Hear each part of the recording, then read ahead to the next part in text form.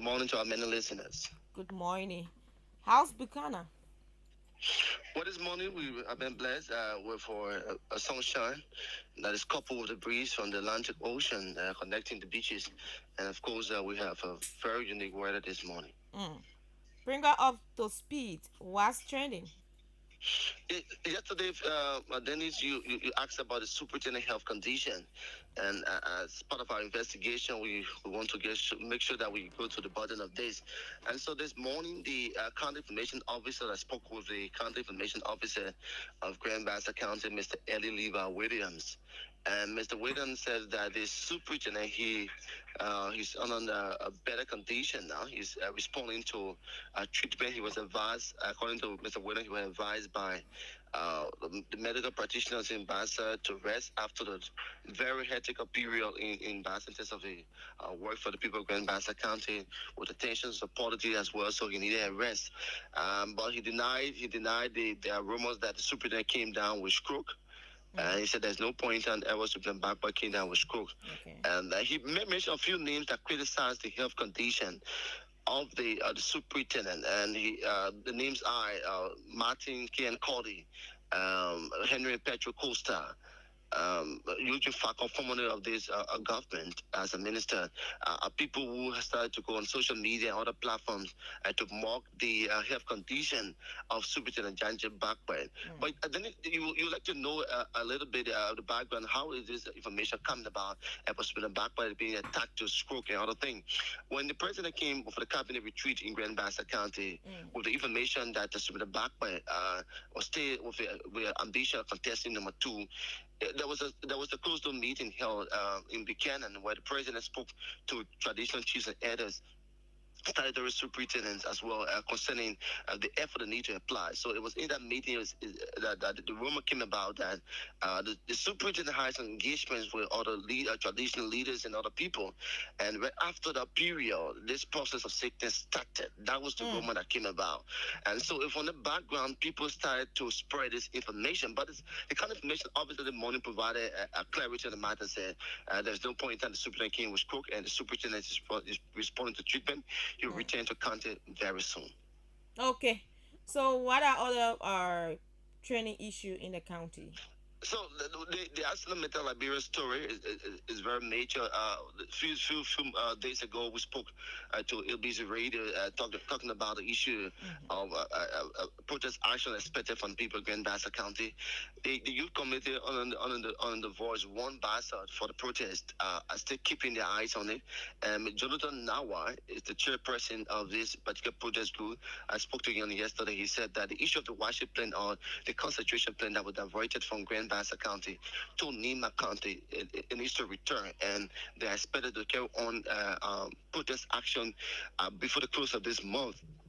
They are gathering all of their information, and they have, according to them, they have material evidences to prove that the worship plan has been diverted.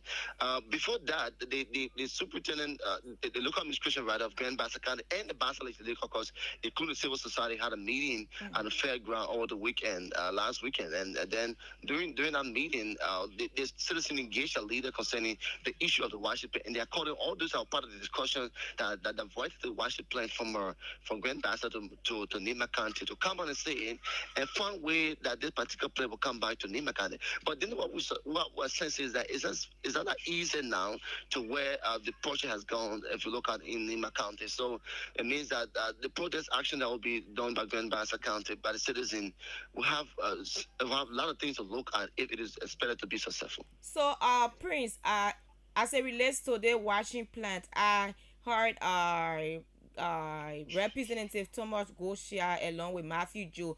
But for the benefit of our public, what is this washing plant? So during Lanco time, the wash were used to wash the iron ore, and to separate the other minerals that would be in that as well. And so you remember the marble we used to play before when we were kids? It used to call iron marble. Most of them came from the iron. That was the process of washing it, and Okay. so that then you know exactly the quantity you are sending to abroad or exporting on the basis of the type of mineral that is being distinct. Here's where Liberia as well would now know the additional mineral in the iron INO operation. So yes, the Lanco period will have around the Grand Bassa Community College campus. That was a breach, build that for the Washington, what we're watching the INO yet in Grand Bassa County. So when the MDA discussion started, it was included MDA that Grand Bassa County will host the Washington again. The previous phone master Lamco, but then. Around 2012, the story changed. And so, just a recent when phase two purchase of Arsenal Meta started, is where the citizens of Grand Bassa County came out now with the issue that there's a need that the Washington come by when they heard that it's being built or is in the process of being built in Yekipan, Nima County. Okay. Thank you so much, Yukon J. Always a pleasure, Dennis. Okay. Okay, that's Prince Yukon J, our Grand Bassa County correspondent. So let's join Bon County where Nathan Colley is to speak to him. Good morning, Nathan. Morning to the folks on the platform this morning. Okay, let's hear you. How's Bon County? Well, Bangladesh is okay, and today marks the final completion of the second phase of the biometric voter registration exercise in the county. Okay. So bring her up to speed as it relates to that and other relevant issue. Yeah, like I reported some last week that the process already going on smoothly because for the first phase, in the first week, the 2 weeks, you will experience some challenges in the process, but now the process was very good, and I visited some of those centers where people are going freely to do that biometric voter registration exercise. I hope that everybody already partake in the process. So today happens to be the last day. How's the turnout? Do you see that there are a lot of people who are not registered? I'm not too sure because most of the places that we visited, even in Parallel District number 1, I visited the day visited, I saw that you if you go to the center, you see 2 or 3 persons there for all the couples or hours. So I think most are registered and most will tend to do that biometric voter registration process. Okay. Any other issue you like to talk about?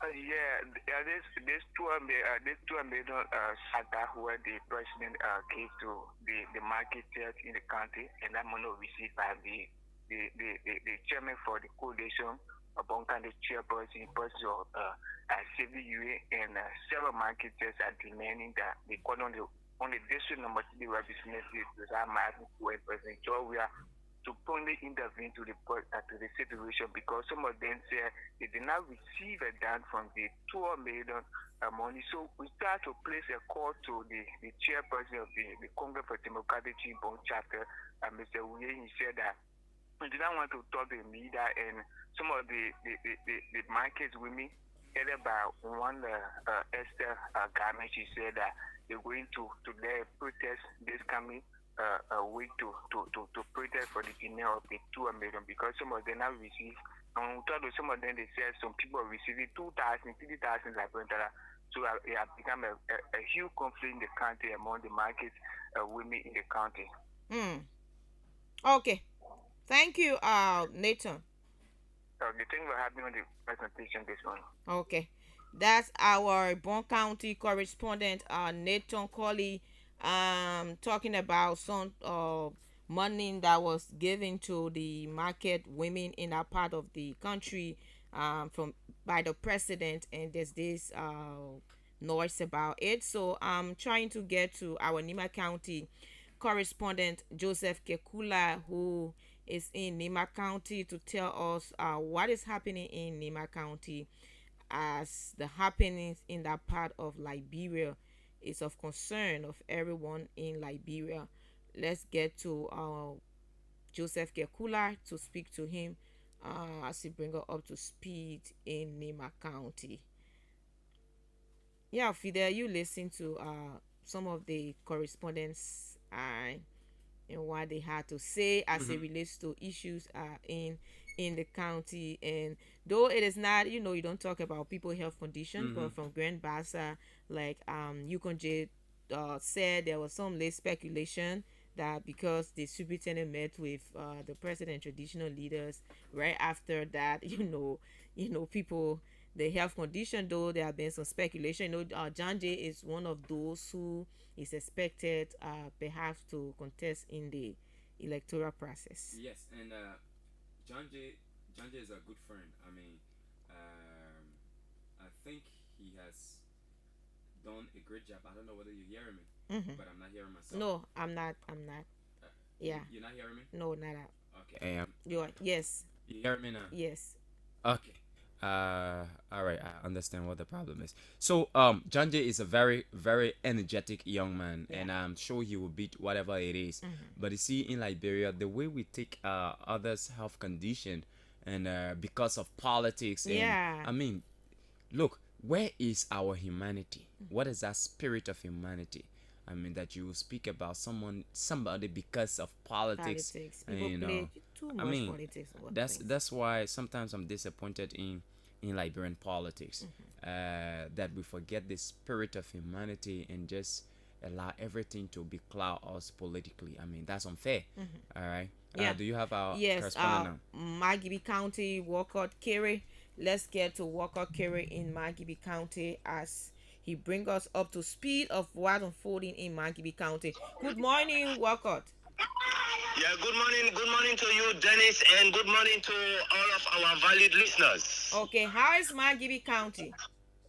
Well, Magibi County is relatively calm and peaceful, but only to inform our listeners and our audience that despite the hard work the Liberia National Police are doing in Magibi County in restoring peace and calm to the citizens, but the criminals have resumed and intensified their criminal activities in the city of Kakata and Magibi County by now using a different formula, rather jagging phone. They used to do it previously, and the police clamped down on many, and they tracked them down.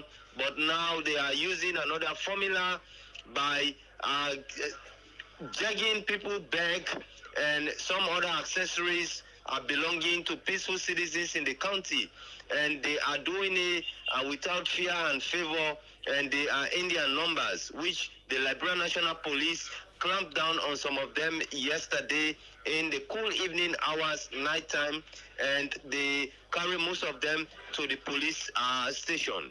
Walker, did you say they have new strategy? What is that new pattern? Well, the new strategy, of course, these criminals, according to most of them, are interviewed independently, are not using my journalist ID card as a common citizen in advising them at least to transform from those criminal activities. They said in the night they themselves can meet in their various closets at least to plan further strategies, at least to succeed their daily operations. And most of them says they are using these criminal activities as a means of survival. First, though, they used to be on the main quota in Kakata, at least to track down on those Firestone workers that can come at least to do one or two businesses in Kakata, Magibi County, and even jagging people's phone. But now they have transformed that now. They are now outside of the main street of Kakata in a the various corners, at least jagging people back rather than phones now. They are now jagging people back. Okay, they are jacking bags instead of Yeah, phones. they are jagging Okay. bags, and even the market women fall victim yesterday as one of them bag we are jagged, and it was carrying a huge sum of money, which the woman, according to her, said she want to go in the bush at least to go and buy one or two things.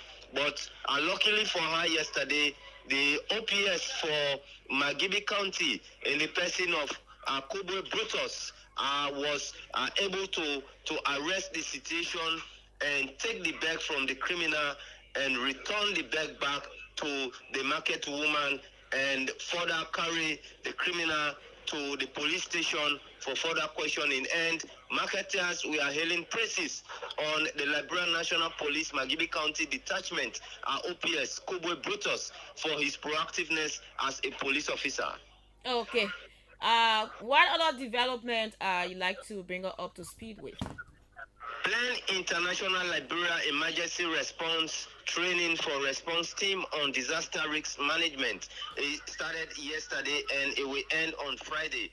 And most of the plan staff in the various operational zones are attending this training together with the National Disaster Management Agency officials and are speaking to the participants on yesterday for the opening. Our Plan International Country Director for Liberia, Mrs. Miriam Moray, said the training will also help at least to boost our plan staff and even the National Disaster Management Agency, which are the regulatory arm in terms of proactively responding to disasters in the country if anyone occurs. But they, as an organization, they are there to also upscale, increase knowledge by reading the policies, standards, and practices and strategies in place to enable them to prepare adequately to respond to disaster if in case of its occurrence in the country. And according to her, she said they as an organization are fully in support of the development agenda of the country for the sake of saving humanity. One of the key facilitators, Romeo Blow, was proactively use his professional knowledge to educate the participants to know Liberia disaster management system content, including the legal and regulatory frameworks, which created the National Disaster Management Agency 2008, 2012, and 2016. Thank you so much, Walcott Kerry. Thank you so much, Dennis. God bless you. And thank you to our listeners. And God bless our listeners. Continue to listen to ABC Radio as you always get the finest report from Kakata City, Margibi County. Okay, that's our correspondent, Walcott Kerry in Margibi County. And he's been bringing up to speed as it relates to happenings in that part of the country. Let me go to Grand Crew County, where Frederick Coleman is our correspondent in that part of Liberia. Grand Crew County, or distant county. But let me get to Frederick to hear what he has to say from the county. Frederick Coleman, okay. Good morning, Frederick, and welcome to the Morning Breeze. Thank you. Good morning, Dennis, and let me say good morning to the people of Liberia. Okay, bring her up to speed with training issues. Well, for Grand Crew County, District number 1 representative, the people of District number 2 that said that the last time has expressed District number 1 expressed disappointment over the trucking of District number 1 representative, which has gotten to the level wherein he is to be prosecuted because one of our colleagues, Emmanuel Kofa's 14 years old son, has also been taken to Wedabo, by him to be part of the biometric voters registration exercise, which is not good. So now Emmanuel is about to take action, and they were at the police station yesterday, after which he will be prosecuted. That which all of the citizens here are saying is a challenge, and it shouldn't have been done. If he loved the people, he should work with the people, and then they should be able to work out things so that he can also be elected. His action also claimed the attention of Focus Wilson. Focus Wilson is also the aspirant in our Grand Crew County District number 1 as well. And he has expressed disappointment over the issue of trucking because a lot of citizens, a lot of children, in Grand Crew has been misled by Alfred Bo, who's currently carrying on the issue. And thousands of Grand Crew District number 1 citizens now have been taken to District number 2, let's say District number 1 for the registration. So now his further experience are expressing disappointment, saying he lacks the political ability, and if he knows that the people will elect him, he should be able to have that connections and work with the people. So you spoke about prosecution. The last time Alfred Bo spoke, he said that was intended to tarnish his reputation. What's the prosecution you're talking about? So now for the level of prosecution, one of our colleagues, our media colleagues here, Emmanuel Kofa's son, has been taken by Alfred Bull, also in District Number 1 to get registered, which of course Emmanuel looked at the situation and said, no, it shouldn't have been. So now he has been taken to the police station and the case is being investigated. So after the investigation now, if it is concluded, then maybe he can be prosecuted. Okay. Thank you. Is there any other thing, Frederick? For Grand Korea, District Number 2 now has joined a battleground wherein Africa Segbe, who has since, been pledging his support to Grand County District Number 2 Representative Councilor Fanny Kofa turned around again saying he's contesting in the 2023 legislative elections at Grand County District Number 2 Representative. Okay. So now the battle has begun and he has shown to everyone that he has no interest in pledging his support to Councilor Fanny Kofa, but rather he has interest in contesting as representative for Grand County District Number 2. Thank you, Frederick. It's my pleasure. Okay. Frederick Coleman is our Grand County correspondent. Let's quickly go to Lofa County where Samuel Bully is our correspondent. Let's try to establish contact with him in Lofa County to see what he has from the county. Samuel Bully is our Lofa County correspondent. I'm trying to get in contact with him. The issue of voter chalking is still a problem. It's a serious challenge, and we thought, with all of the warnings and pieces of advice, and even warning from the National Elections Commission, aspirants who have gone away from that, but it appears like, some people are not listening, and so even though this is an allegation, but to the point where kids will be registered.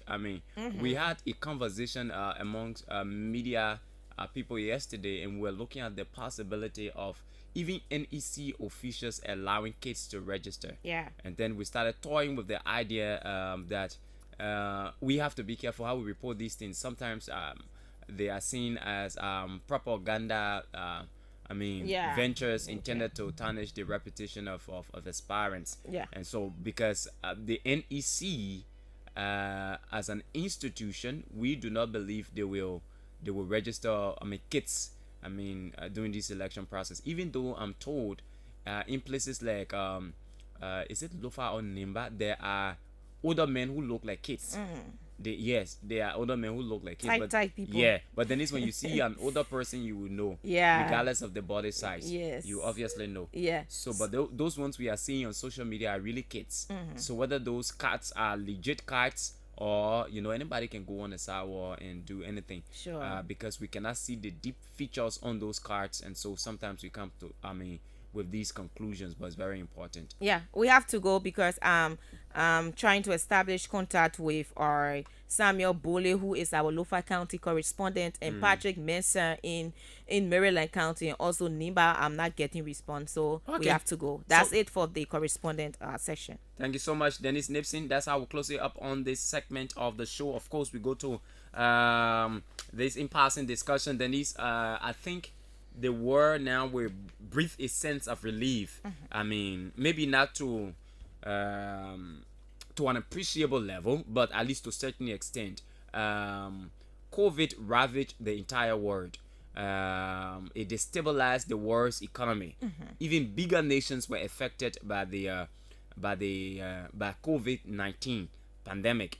But that thankfully, through the efforts of different health institutions, specifically the World Health Organization and governments across the world, you remember when it first came, it was declared a health emergency. Yeah. And that's why it was referred to as a pandemic. But that has been removed now.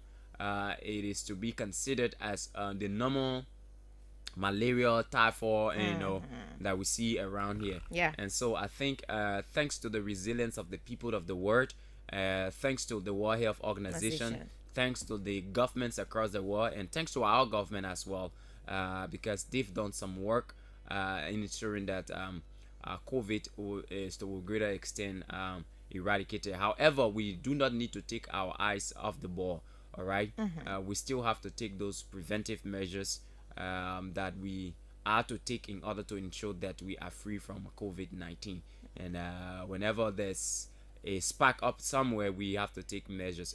But as a matter of fact, we are told by health authorities that the COVID-19 vaccines are available at various health facilities across the country. So it means it's accessible. Yeah. So you can go and take your shot. And I don't know whatever the prescription is. Yes. The health authorities will definitely tell you. But again, it is a joyful thing, Denise. Yeah, yeah, it is indeed, because we all know how like you said, COVID ravaged the entire world, and there are a lot of concerns across the world that why is it that COVID, people saw Ebola that came, though it was like few countries like Liberia, and then we saw the COVID. So it is good enough that now the WHO is saying that, and it is something to celebrate, because when this whole COVID was situation was ongoing, there were a lot of speculations emerged here and there, conspiracy theory,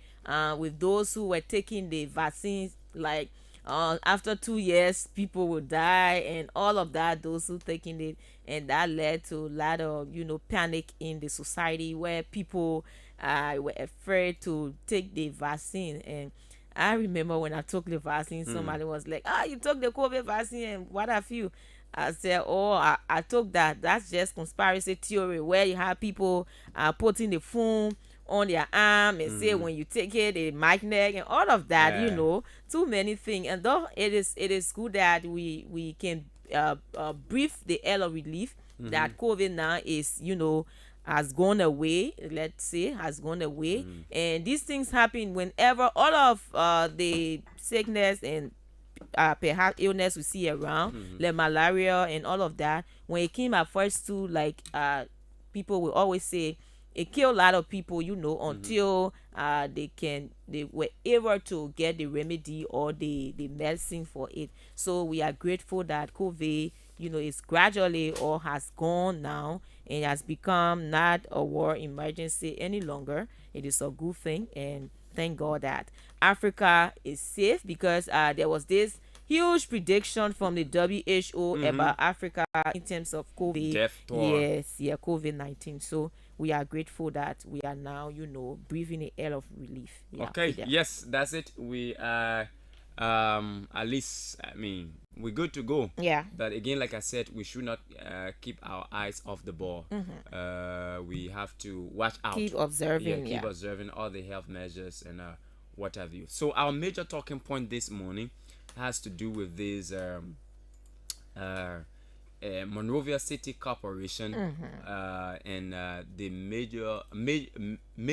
Yeah. Sorry, the mayor and his lead lawyer on one hand, Jefferson and Koji. and Spoon Talk and their panelists on another. There's been this news. Every one of you are aware of the recordings. So there's this man who has been in the center of this recording, Thomas Gow. Look, Dennis, it appeared like a movie on yesterday. The press conference was called by the lead lawyer, Councillor Arthur Johnson, the lead lawyer of I keep confusing it in Mayor Jefferson Koji. Mayor Jefferson Koji. Mayor. Mayor. Mayor Jefferson Koji. Don't ask the people, just on the road there.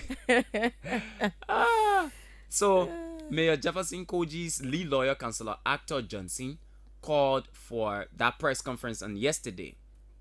And he provided clarity on the statement that was made in the initial press conference. In the initial press conference, he indicated that Councillor Gloria Musu Scott knows the person that actually went at her home.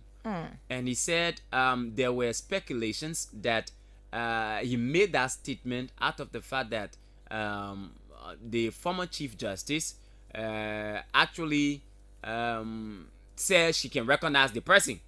Now, he said, but he played a video on yesterday in which Councillor Gloria Musu Scott said that she looked the person eye to eye, in the eyes. That's the phrase, in the eyes.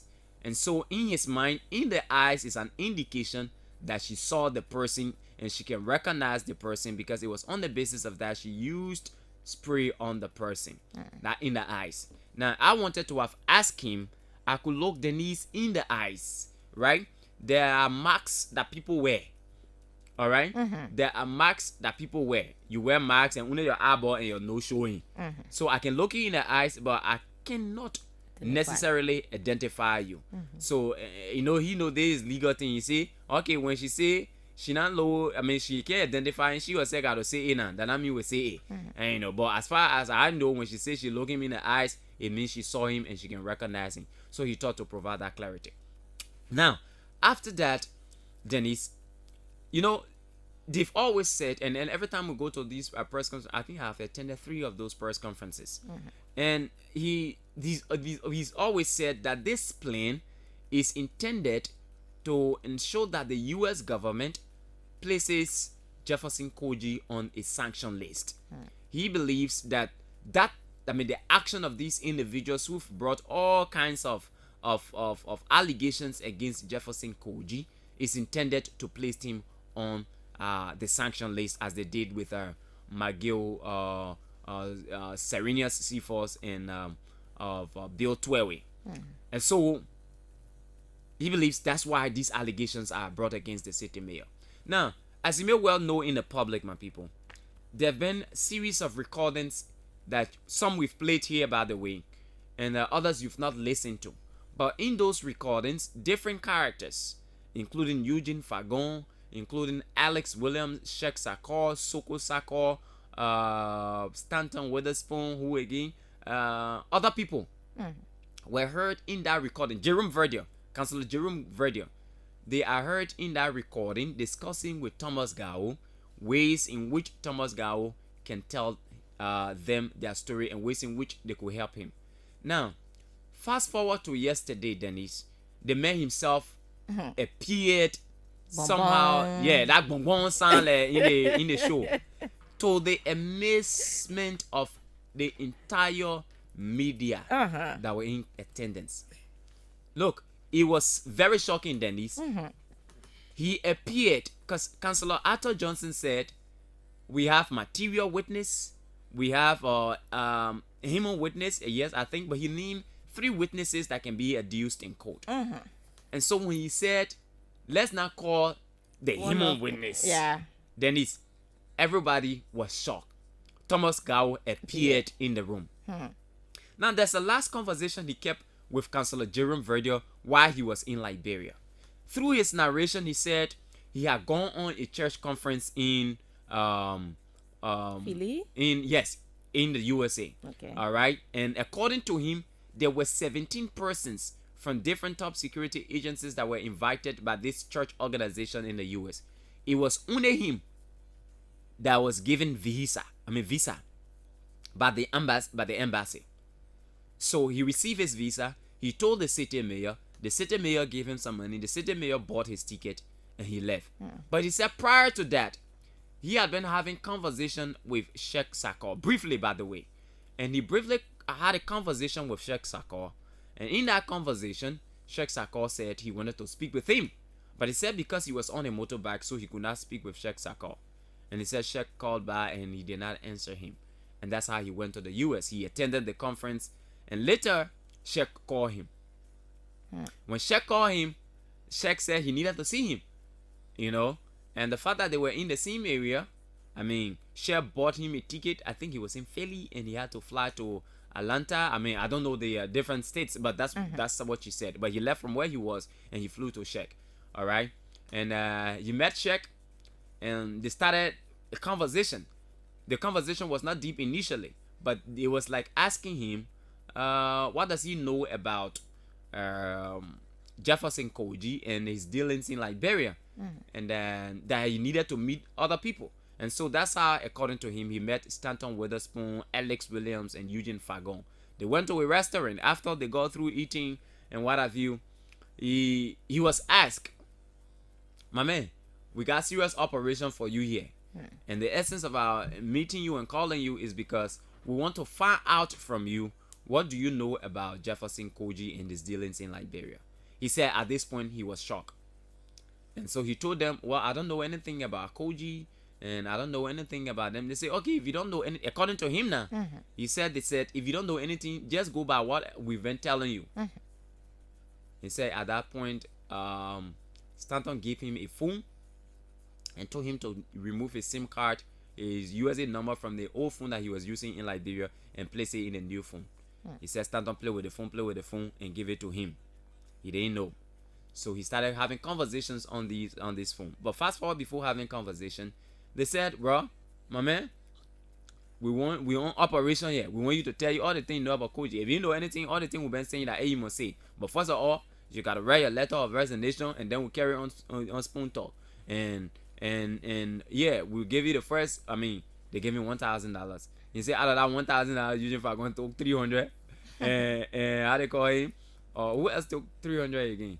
Checks I call took 300, and he was left with 400. And Ellie said, my man, just carry that one. The next one they will give you our Eson. So, I mean, I'm trying to give you, what he explained. So, he left.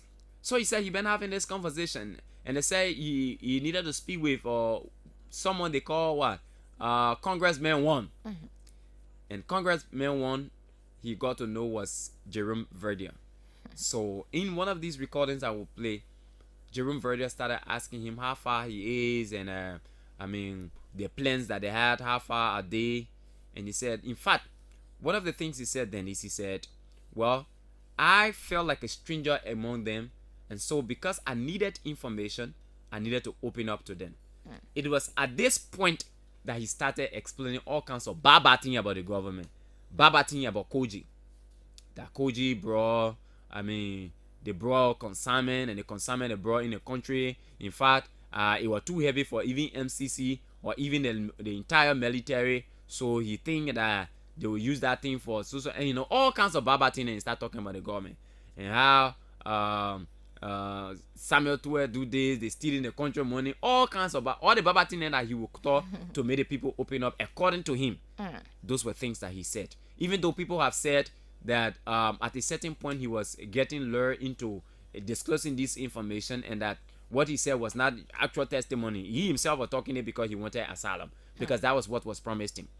So he said they open up and they start telling him those who they are working with in Liberia and what are their plans, and in fact they will give him asylum, he and his family will move, and he started making some requests to them regarding the relocation of his family, and all those things. But the bottom line is, in his concluding statement, is that his intent was to expose those he considered as propagandists who were working against the interests of the Liberian people. And so he has found out that these individuals who sit on Spoon Talk, they are not in the interest of Liberia, but they are just there to destroy the image of Liberia and make the George Weah government look bad, and ensure that other Liberians are placed on sanction lists unjustifiably. Dennis, that's what the man say. But there's a recording here that I don't know whether Smith has queued that will play. Then he was in Liberia. According to him, Jerome Verdier and others did not know that he had returned to the country. They did not know that he had returned to the country. He was in Liberia when he was having this conversation with Jerome Verdier. Here is the recording. Let's play a bit of it. A bit of it for the audience, and then you can come in with your input, and then go to the phone lines. But this is actually disturbing. Happens to you, then I feel guilty. You know? Yeah. Exactly. And I will give you more. In the next 2 hours, I will be giving more on the details on how the operation has been executed here. Those people are threatened, and they are threatened by what I say and what I do. And now it has been exposed that you're talking with me, so you know. So at this point, Jerome Verdier knows that the recordings are out, and Gao is speaking with him. Your man was doing recording, sending it to people. Now Gao is distancing himself from those recordings that are come out of their discussions. Talk about it. I think the first one you said was wrong. Yeah, so you think people here working with you will send recording to Jefferson Koji for him to play? You remember the press conference that Jefferson Koji had? I just told you my first phone was bugged, right? I just changed my phone. They were bugged. From Liberia or from here? Which means they were monitoring my conversation. That's what I mean. Well, if Monrovia were monitoring your conversation and they recorded it and decided to use it, well, that's something else. That's why I was just telling you. If your phone is... So then his trust issue has begun to set in, at least from the end of Jerome Verder, who still believes that Thomas Gao was still in the U.S. I'm just saying. I already get pressure on my head. Where are we now? You're talking about deportation, you're talking about recording. Don't cut me off. What I'm saying, if you are committing crime on U.S. soil, you cannot get government benefits. That makes it difficult for me. I've even been told not to deal with you. Then you're sitting here trying to find excuses. I don't care for all of that shit. Sorry for the foul language, listeners. Sorry for the foul language. But people inform me on the planes the guy will kill you. I have to tell you. They both told me not to deal with you. So he said there are plans to kill Thomas Gao. Before they give you visa. Then you come here, you misbehave, you do all kind of things, you sitting recording back home. Who are you? You spying on American territory? You know the crime? I tell you, I told you I said to record on American territory is a crime. Like it has elevated to spy and they say I shouldn't talk to you. And I get information, credible information that they're trying to kill you. I will not tell you. So they're trying to kill me. You want to argue with me? They're trying to kill me in America, yeah? Of course. Wow. When I told you the story on how I ran away from New York and I went to that way, I was in the basement, I had to go to somebody's basement. You didn't understand what I told you? So he's telling Thomas Gao that because of the exposure of that the initial recordings, some people are planning to kill him. Embassy. I explained to the embassy that I was coming for a church conference. That's what I told them. And they asked me how long you gonna be in America. I said after my conference, I want to be there for the next 2 weeks. That's why I told them. They didn't ask me any personal question, David, apart from my invitation. Okay, that's fine. Yeah, that means Sako didn't brief you. Because that means Sako didn't brief you. When they asked me where you going to the States for, I said I got an invitation to attend a press conference. Not press conference, rather, but a church conference. So I get in the invitation. They contacted the person in question who hosting the church conference in Duluth. It was the good news. They contacted the people. The guard number was there. They called and was confirmed. So they asked me, how long will you stay in America after the church conference? Because we understand the conference will be in 2 phases, one for 1 week and the other for 2 weeks. So we just 3 weeks. I said, after the 3 weeks, I'll let it be there for another 2 weeks. That's why I told them. They were out coming to my church conference. So I know when you say the ambassador didn't brief me well. I don't understand what happened. Why you made the ambassador didn't brief him? So I didn't say the ambassador didn't brief you. The message check Sako. Apparently Sako didn't tell you. Who's Sako? Every discussion on recover who's Sako. They got 2 Sako. They got Soko Sako, Jian. They got Sheikh Sako. I said, who's Sako? When you say Sako, I don't understand. When you're in Monrovia, who you talk with? You knew Soko from Monrovia? Soko and myself in MC together. I knew him for MC. I mean, why? Oh, you knew him for MC. Okay. Yeah. I'm talking about Sheikh Sako didn't brief you. He won't be representations on your behalf that you were threatening. Okay, unfortunately, he didn't tell you everything. Oh, but trust me, Councilor. He and myself never have that discussion. He only called me. This is Councilor Verdier and Thomas Gao of the MCC. Councilor Verdier is from, he's the former chairman of the Truth and Reconciliation Commission. Yes. That conversation, but I only me and you. I can't remember. Councilor, I'm the state. Where I am now. Yeah, I'm in. Listen. You need to behave properly to protect your life, and that's my concern. Because I'm informed. I'm giving the information. I have to use it to protect you. So how can I leave Philadelphia and go to another state? Okay. Just a minute. Just a minute. Just a minute. What state you want to go to? You gotta go to a state where you're comfortable. What state you want to go to? I don't know. Any state I'll be comfortable. I don't know much about America. So Thomas is saying he does not feel secure in the state he's in, and there is a need for them to move him. To arrange for you. We got to arrange for you, but I keep telling you, in order for me to protect you, you got to tell me your story. The only thing I know, you say you were hiding in the trees because people want to kill you. I asked you why. You couldn't say. I said, you think the thing that you know who gave me the information about it, you said maybe Now, the last time you had to have a Koji business, yesterday they're talking all kind of Koji were good to you, all of down there. I just look at you, I look at this. No, Council. Yeah, but no, listen. Yesterday you were saying, listen. Wait, you said again, maybe that was I could tell you, I can't remember. Council, where are we now? I'm stranded, I need help. If you can't help me, just tell me. Shut up and listen to me. But listening, you're talking different things. The council don't have to. You didn't tell me that Koji is good to you. I said it, but I don't want to lie. I said it. I'm still saying it. I don't want to lie on Koji name. You had no discussion about Koji. I never told you that. I said tell your damn story. You told me you were hiding in the trees. Council, if you don't want to help me, please don't be mounting pressure on me. I told you that I don't want to lie on Koji name, and I will not lie on anybody's name. So you don't want to help. If you don't want to help, Council, if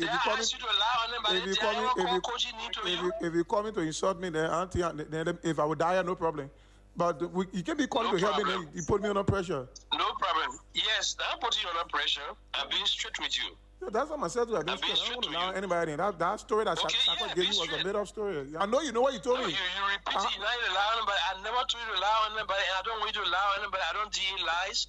I told you I'm a Christian. Me and my wife, part of what we do, we don't deal with lies. So which story you want me to give you? You gave my story. Which story should I give you? When I go to the station, what thing I'm going to go to the station? Why you cannot go back to Liberia? How many times I will tell you why you cannot go back to Liberia? So Dennis, apparently Gao had told these people that he cannot come back to Liberia again, and he needs asylum status, and so that's why they are requesting from him his story, because in order to gain asylum status in the States, you must give a story that resembles that prevents you from coming back to Liberia. I didn't know they were recording me. They recorded it and sent it. He said to record on the American soil is a crime. So are they not in problem too? You bring a you bring a conversation out, we're having conversation. They have anybody who does recording, authorized recording, they subject to the law, they are broken the law. That's what I'm saying. You bring a discussion, or we're having discussion. Then under the discussion, because you know I don't have way to get out, you there with intimidation, with suppression. I did see that you recording unknown to me. So I did not violate the United Now this recording is taking place in Liberia. Thomas Gao was already in Liberia. According to him, he was in Liberia while this recording, because they did not know that he was back in Liberia. People came here before they made their way out. There are people in that place that still living. If the ants can eat, I will eat. If you cannot help me, I'm still looking up to you. If you cannot help me, God will help me out. Now he's using psychology, Denise, to extract more information from Councillor Verdier. But Councillor Verdier seems unsuspecting. Just tell me, you ought to help me, you help me. If you can't help me, in bro, when you hear somebody talking like that, if I will die, let me die. If I will eat ends, let me eat ends. You can start feeling sorry for the person. That ain't a man doing to Verdier. Give protection. I'm getting you clear. Give my story. We authority. I say the only help I can give you is to prepare your story, and when you give me your story, I'll give it to federal authorities to give you protection. So the story, I'll tell you how the story can be done. Listen. Yeah. So the story will be based upon what Sakone have already said? I don't care about I say your story. Is that all you got? That you cannot go back home, you fear for your life because Sakone says so. That's your story. I'm not going to tell you what your story will be. Just tell me your story. No, you need to tell me because I'm not at the beginning, listen, my brother. Listen. The last time I was about to take your story, you left and you say your stomach was running. No, I didn't say stomach. I said my tooth was hurting, not stomach. They tell the best story they make it say do it. But what they didn't see all these things coming that they may trying to get information. A line of questioning. I mean everything. I was taking notes. That's why I took your particulars and all of that. For the story, you say you're going in the bathroom. Okay, I can remember you said you give it the particulars, you made a story. No, how I make the story, you explain the story to me. And I will write it down, then I will send it to you. So where are we now? Proof for it. You're acting rude, director. No, I said, where are we now? There's too much argument. There's too much argument will not help us. Rude and disrespectful. Council. I'm not arguing with you. No, I don't want to argue with you. I want you to be talking and talking. Where are we now? If you don't want to, but you cannot interrupt me and say. So Thomas Gao believes that they're talking too much. They need to go to the point, and at the point now they coming to. Read your story. You send it to me. I will review it and send it back to you, and I will interrogate you on your story and prepare a lengthy story in legal form that you will take to the notary public and notarize it on oath. And then you send it back to me, I give it to the authorities. And then they will evaluate it. And then provide you protection. But I try to tell you, okay, if it appears that you're committing crime on U.S. soil, it will be difficult for them to help you. And if they believe that you are, they will deport you. Everybody you see deported for they committed some kind of crime. So if you care, you can write your story. You bring it, I'll put it in legal form and send it back to you. When I send it back to you, I'll interview you on the phone. In fact, the questions that we have, I will put them all there and you will see it. And then based upon those questions, I can correct the one that I sent to you on the computer. When we finalize it, you say, this is your story. I say, fine. Then I send it to you. You go, don't sign it until you get to the notary public. The notary public is like taking an oath. It is in front of notary public, you will sign it. They will ask you, are you so and so? Yes. Is this your story? Yes. The place I will put on the document for you to sign, you will sign it, they notarize it, you send it back to me, I send it to the authorities. And then when it comes to relocating you and all of that, Dennis. When I came, I've been here 12 years, and I've been helping other people. When I came, I was put under protection. Even when I wanted to go back to Liberia, I was advised not to, because I was still under protection. And before I could get out of protection and go to Liberia, I should issue a statement and say, Liberia is not safe for me, I want to go. That's the only way. Even at that, if they think that I'm being misled or I'm being fooled, they don't trust that statement, they will not let me go. That's why when you say you want to come to me, I just tell you, say you're joking. Well, you cannot come there. The message where he is, Thomas Gao cannot go there. I told you the story. I went in New York and I got a tip off. As soon as I got out of the house with my son, the people arrived there and the landlady told me. That's how I went. I had to be in basement in Delaware. Okay, so we're playing you this for you to have an appreciation of what went on at the penultimate stage of these interactions, because that's how it appears like. Dennis, we can't play the recording in its entirety because it's very long and we have to go to the phone lines. But this is the interaction between the Monrovia City Police boss Thomas Gao and Councillor Jerome Verdier, former chairman of the TRC. Now, with this recording, I mean, there could have been other recordings in the past where he was being lured into wanting to lure into lying on the Monrovia City mayor Jefferson Koji. At this stage, with this conversation that was held with Jerome Verdier, this last one, it does not point to any wrongdoing as far as knowledge is concerned. At least this last one, it does not point to that. What it points to is that there are individuals like Councillor Verdier in the States who are looking forward to people bringing information, right, to them in order for them to fix and turn over to the U.S. State Department or whichever institution so that these people can be granted asylum. Whether it's on the basis of falsehood, it's on the basis of the truth, but the fact that we did not hear, maybe because we did not play the recording in its entirety, but did not state categorically. But we know that there has been this playing, at least from other recordings that we've listened to polish your to polish the story, polish the statement so as to make it fine that the people will say, yeah, let me give the man asylum. But clearly, Dennis, this was a mission by Thomas Gao, and I can clearly see that this mission was expeditiously effected to the core. The fact that there are issues, there were things that were established. There were links in Liberia. The reason that we can't call those names that were called in the press conference is because of security reason. We also have to guarantee the security of these individuals. All right. But there are individuals, including a pastor, that has been named in the recording as one of those persons that has been dealing on behalf of Jerome Verdier and his folks there in the U.S. Regarding all of the information that has been and at certain time they continue to not to call the name of the pastor in one of the recordings, because Thomas was playing smart. Mm-hmm. He kept asking, "What's the name of the pastor? Because my wife Mm-hmm. cannot just open up to a stranger. I have to have a picture. I have to get his name and all of that." So that was what he was saying in the video. So you realize that Thomas had a plan of going to the U.S. and for which he perhaps executed and to return, because with what we just listened to, Councilor Verdia was like telling him that they want to kill you in the U.S. and all of that, and coming back as well with the situation, perhaps he may not have had a good reception from his people here.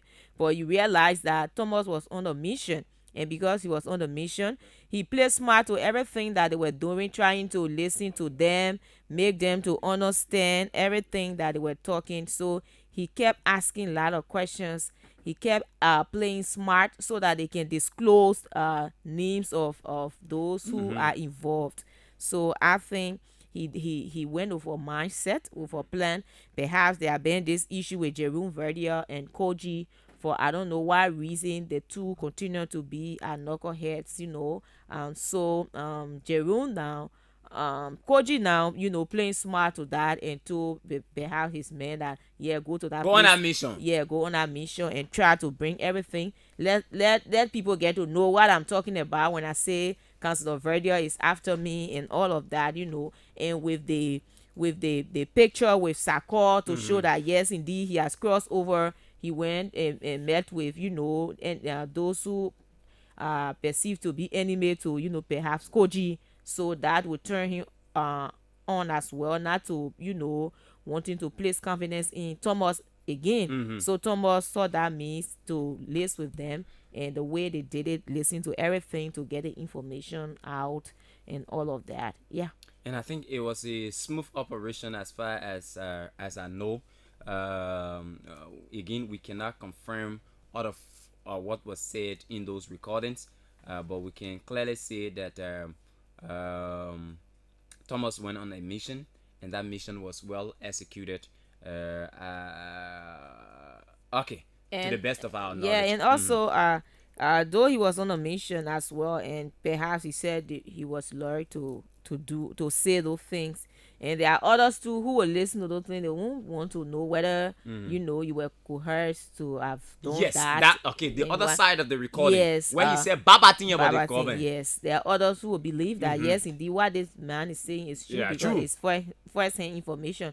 Although he said they made him to say it because he wanted to get more information. Is that an evidence that proves to the fact that he was coerced? We can point to that. I cannot point to that. And that's why he said. Being on tip, Denise, being on tip and saying those outrageous things about the government, obviously it could be used by others. I mean, that's your voice now. Yeah. That's not somebody's voice. I'd say Baba thing about Denise, somebody could call me then and say, oh, the reason why I do it because they force me. But the bottom line is, at least we all know that these individuals who are up there are people who there are a lot of issues to discuss. There are a lot of issues they should be concerned about. I think in the US, trying to see how best Liberia becomes better, instead of perhaps forming it. I don't want to say coming up with stories perhaps to make one person to go after one person. We all but there are a lot of things to ensure that government is held accountable for. Then that. Yeah. So all you need to do is to form the basis of the facts. And in one of the recordings, according to Gao, some kind of 10,000 was given to Alex Williams to lie on the finance minister regarding this whole alleges thing. And that one of the things that made his story sweet too, and that's why he got asylum. But these things are very critical. Look, let's be frank. You do not have to like the person who's in power. You do not have to like the president who's in power. The criticisms that we do here most often is often it's on the basis of facts. Those are things that Liberians are experiencing. Those are not make-up stories. So there are things that you can speak to, that actually points to the reality in the country. But you don't have to necessarily, say those things that are not true, because at the end of the day, those who you are placing in harm's way are Liberians. All right? We can't let politics becloud our sense of humanity and our sense of brotherhood. That is not how politics should work. 077-105-100, 055-105-100 are the numbers to call. And we're still trying to do investigation on this letter that's circulating on social media from the University of Liberia, the Louis Arthur Graham School of Law specifically. They say you should go pay money to one woman. I mean, I spoke with a couple of people, but we need to get to the main people first. The signatory on that letter, I tried getting to her, I couldn't. But so our investigation continues today. Once we can establish the facts and circumstances surrounding that letter, we'll speak about it tomorrow. Yeah. That's the job we do here. Let's go to the phone lines. Good morning. Yeah, good morning to you, Peter City. Good morning. Good morning. And let me say good morning to Danny Nixie. This is Lawson Pine. And I call from the street in the morning. Good morning, Lawson. Yeah. Today it is clear. We need to talk with George and come out with a conclusion that someone to go. Someone called Obina, allied Spartaco, have gone to the U.S. for a mission. This mission is brought with smart people too. Look, anything that you do on this song, the Bible says one day will come to light. You cannot say anything yet. Come on. You were sent in the U.S. When the brother was sent to the U.S., but when you read the video, when I was there, when they said they switch down on the U.S. You wanted to go the other way of the people. You see, that's why you did that. The man said he wanted to fit in. You want to be when you saw the switch down the U.S., the cold breeze touching. You did have to but I can be here. Now, how do you decide to explain no bad in that time? But when you get to know that, you're going contrary to the mission that you sent on, you get to yourself. You check it. You already say why is the will to say? And why is the will to say to the people? Now we are getting it. Look, we're quitting now, and Peter to conclude. We're taking the bad side, yeah? Exactly. The first one you say that I want to take. We are opposition, we take that bad one. Thank you. All right. Yeah, the message of the opposition, they can talk good thing, they will take the bad one. Of course. And the other one you're talking that on there. 077-105-100, 055-105-100. Good morning. Good morning, Fidel. This is Alvin Fapana, and I called this morning from the Revolutionary National Youth League of the CDC office of HP number 9 this morning. You have a minute. Yeah, Fidel, it clearly shows that if you listen to the recording and listen to the pattern of how the whole saga go with, it clearly shows that those guys in the United States of America, the Stanton, Waterspoon, the Joe Vedder, and the Lex are all evil guys. And it also portrayed that most of those things, at least almost all of those allegations on the Lord Mayor have been a plain thing. So, for God who have it, it has been done by Thomas Garrow, that he has exposed them. So now the international community and the people of Liberia also will know that those guys cannot be trusted, and they can never come out and say anything against the Lord Mayor. People get ear to it. People are talking about believing it. Yeah, so I think that was a good security tactic that Thomas Garrow played. We would like to say thank you very much. Okay, thank you so much. 077-105-100, 055-105. And I think Stanton Waterspoon as well need to be a bit careful how he go about doing these things. He has much that I don't want to say it's real, but he also has another issue, pending. Yeah, so align with people, to have his name here and there, whether it is true, whether it's not true, for me, I think he needs to be careful as well. Okay, let's take another person. Good morning. Good morning. Good morning. Yes, sir. This is Hilary calling from Douala, Bogota. Mm-hmm. In the first place, I want to tell God thank you for the exposure I brought against the Donald Girls and his police. Because you see, in Liberia here... You have to speak up a bit louder, please. Yeah, in Liberia here, we got to be very mindful. The Liberians, many of us are just wicked in our mind against somebody. Yeah. Everywhere Liberians go to plan wicked against one another. Why? Because you see, it is just God that have exposed them to the public right now in Liberia. Because the recording when I listen to it, I feel it very bad. Because this man, you are talking as if to see that you are in America now in Liberia, and they were talking things, say that the Okay. You see, so God did it that way for every one of them to have that belief, because it had not been so. You are still going to be denying. Thank you. Denying people are too many in Liberia. When anything happens, you always want to link it to the ruling party or whatsoever. Okay, thank you. Your point is well made. Let's take another person. Good morning. Good morning, Fidel. Good morning, my brother. Yeah, thank you very much. I'm Jeremiah G. Kua, confrontation number 17. Yeah, thank you very much, Fidel, for this topic. You know, Thomas Gao, in my mind, probably decided to do what he did. And as you read this here, he carried on a successful mission. But let me say this. Critics of as you guys are saying, critics of this government will not be looking at that. And this is the reason why they will be thinking that they just try to do that thing. The government now is like shooting themselves in the head. Then why they cannot bring out the report of Jalo Musu? So you see, somebody will think that way again. Okay, then why the government can bring the report? Then there is a clear thing and time now for the government to bring out the report quick so that they can know that John Verda and others in the United States are doing very bad to this country. Thank you, my brother. Thank you so much. Let's take another person. Good morning. Good morning. Good morning. Yeah, let me say good morning to Fidel and Danny. Yeah, good morning. My name is Alvin Daniel and I call from the UN draft. Let me appreciate you people the morning for the beautiful talking point. Also, let me appreciate Almighty God for pumping breath into us, our voice to be heard this morning. My brother, you know, as a missionary, these are the ways original missionary, about security-minded missionary, these are the ways to operate. I hear somebody say, we the opposition will take the negative side. Look, when you go on a mission, you have to say something negative for the people to believe that, yes, this guy is on our side. And which I know that what I got this.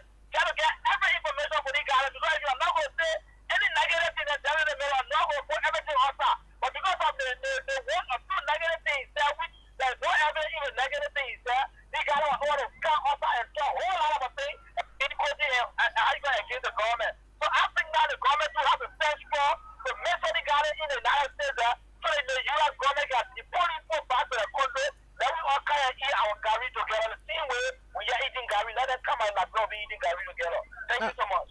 Thank you very much, Mokos. Yeah, let's. Good morning. Yes, sir. Good morning.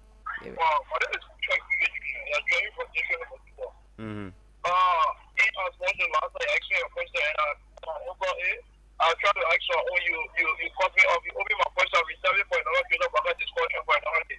But let me say this, I want to speak to the previous caller.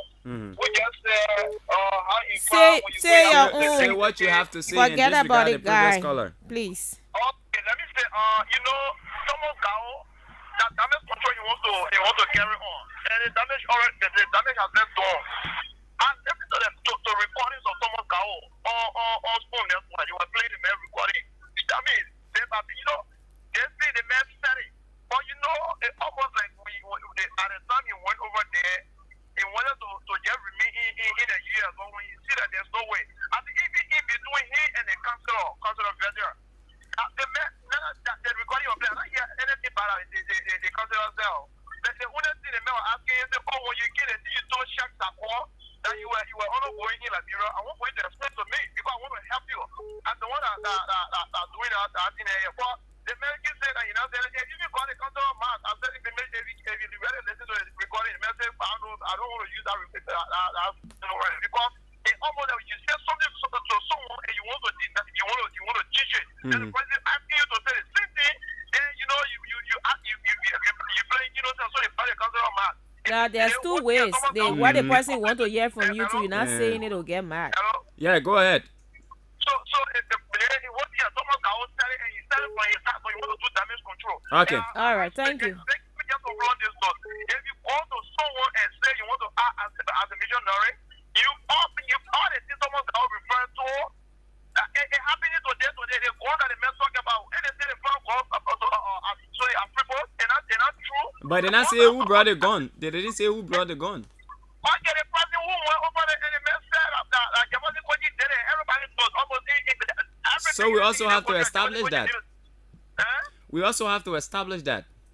But yeah, so the people playing the recording, you have to establish that. You're listening to it, I beg you on video. You're following that thing very carefully. You always say Sonny. If you want to do damage control, the Thomas can sell it. And brother, if 1 year to them, you have to come. We beg you. You can do damage control for you. If you get that so thing will not take you.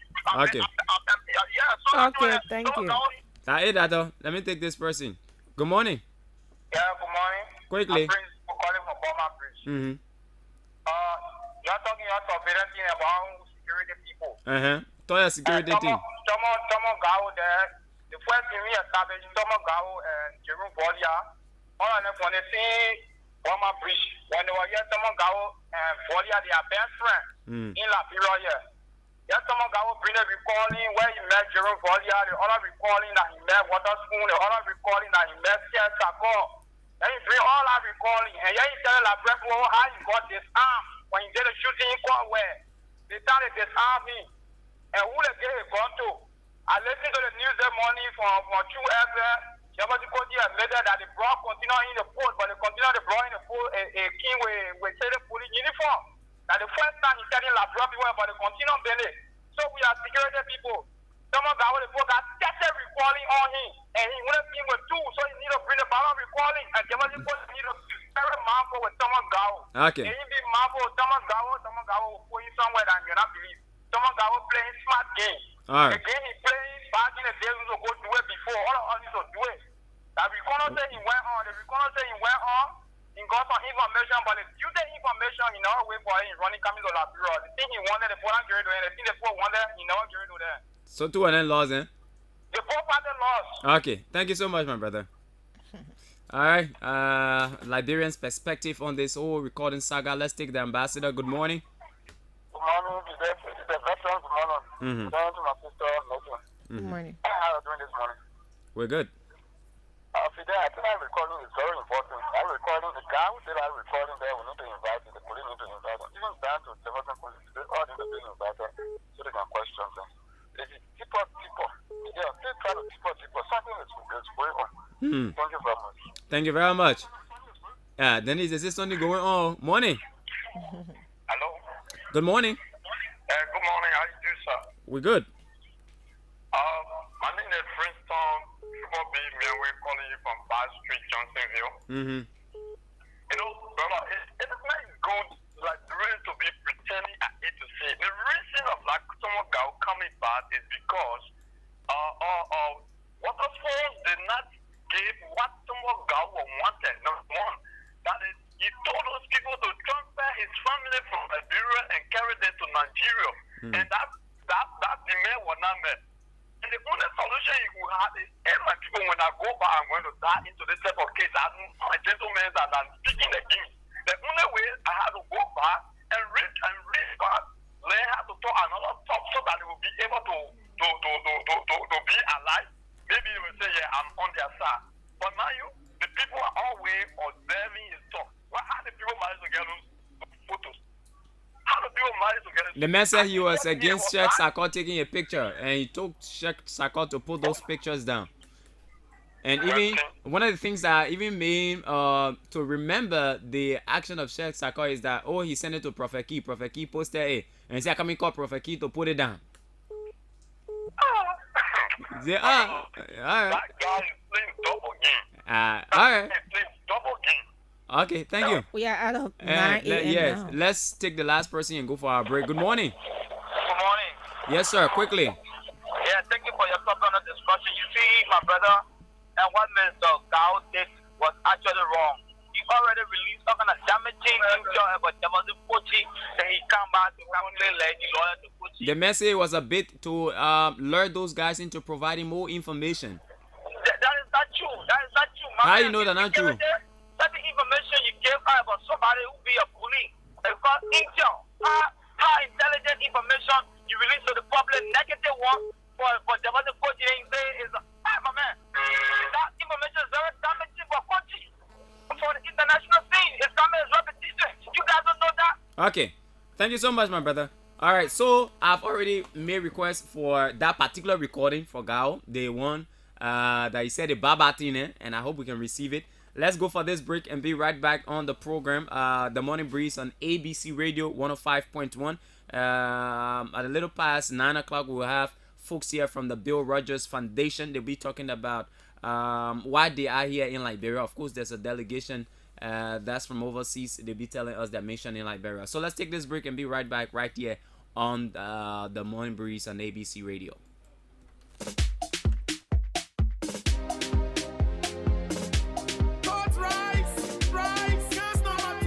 Rovia.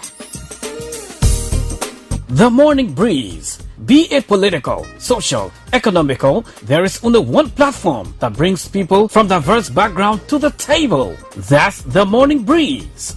Join your host, Fidel City and Dennis Nipson from Monday to Friday, 7:30 a.m. to 10 a.m. for The Morning Breeze. Follow us on Facebook or YouTube at ABC Radio Official, or download the Radio King app on the Google Play Store or the Apple App Store. Search for ABC Radio Official. The Morning Breeze.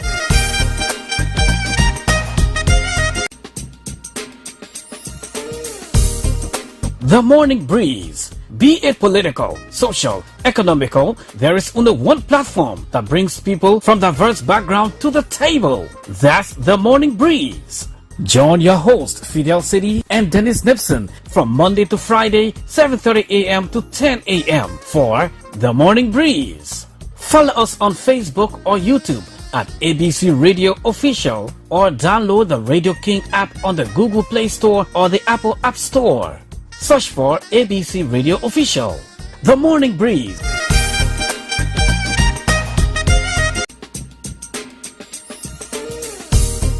The Morning Breeze. Be it political, social, economical, there is only one platform that brings people from diverse backgrounds to the table. That's The Morning Breeze.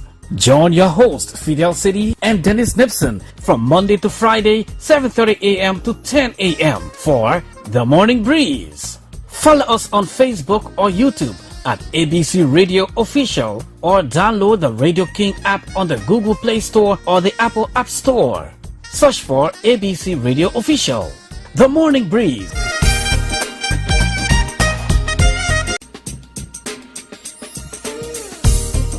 The Morning Breeze. Be it political, social, economical, there is only one platform that brings people from diverse backgrounds to the table. That's The Morning Breeze. Join your host, Fidel City and Dennis Nipson from Monday to Friday, 7:30 a.m. to 10 a.m. for The Morning Breeze. Follow us on Facebook or YouTube at ABC Radio Official, or download the Radio King app on the Google Play Store or the Apple App Store. Search for ABC Radio Official. The Morning Breeze.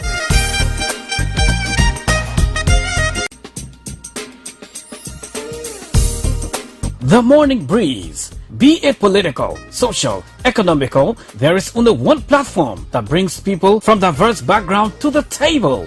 That's The Morning Breeze.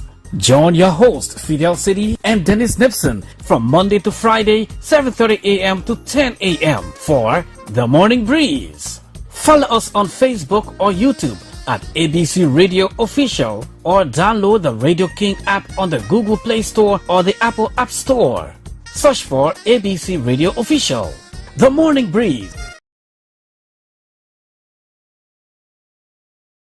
It's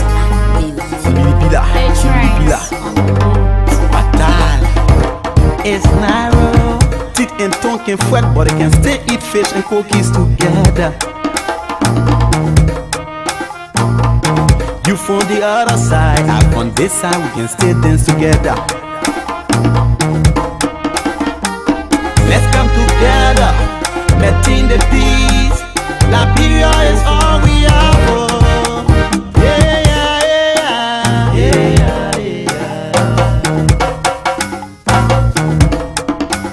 Yeah, yeah, yeah, yeah. Ay, babu popole, la gua mondiemo. Babu popole, la gloire mon Dieu. The time we take to cause trouble, We should take that time to do something constructive in unity. Mama Liberia need us. Mama Liberia need us. Let's stop the two my heads. It can benefit us when we pray for each other. We will succeed when we come together as one. We will succeed when you get on your knees to pray. Put Liberia there. When you get on your knees to pray, put Liberia first. Akatenye kwa Aba maonyanombo Baila dua jiekwa. Let's stop undermining one another. Put our interests last. Put Liberia first. Let's come together. Letting the peace. Liberia is all we have. We don't want a palaver. We don't want a halala. We don't want a palaver. We don't want a confusion. Let's come together. Letting the peace. Liberia is all we have.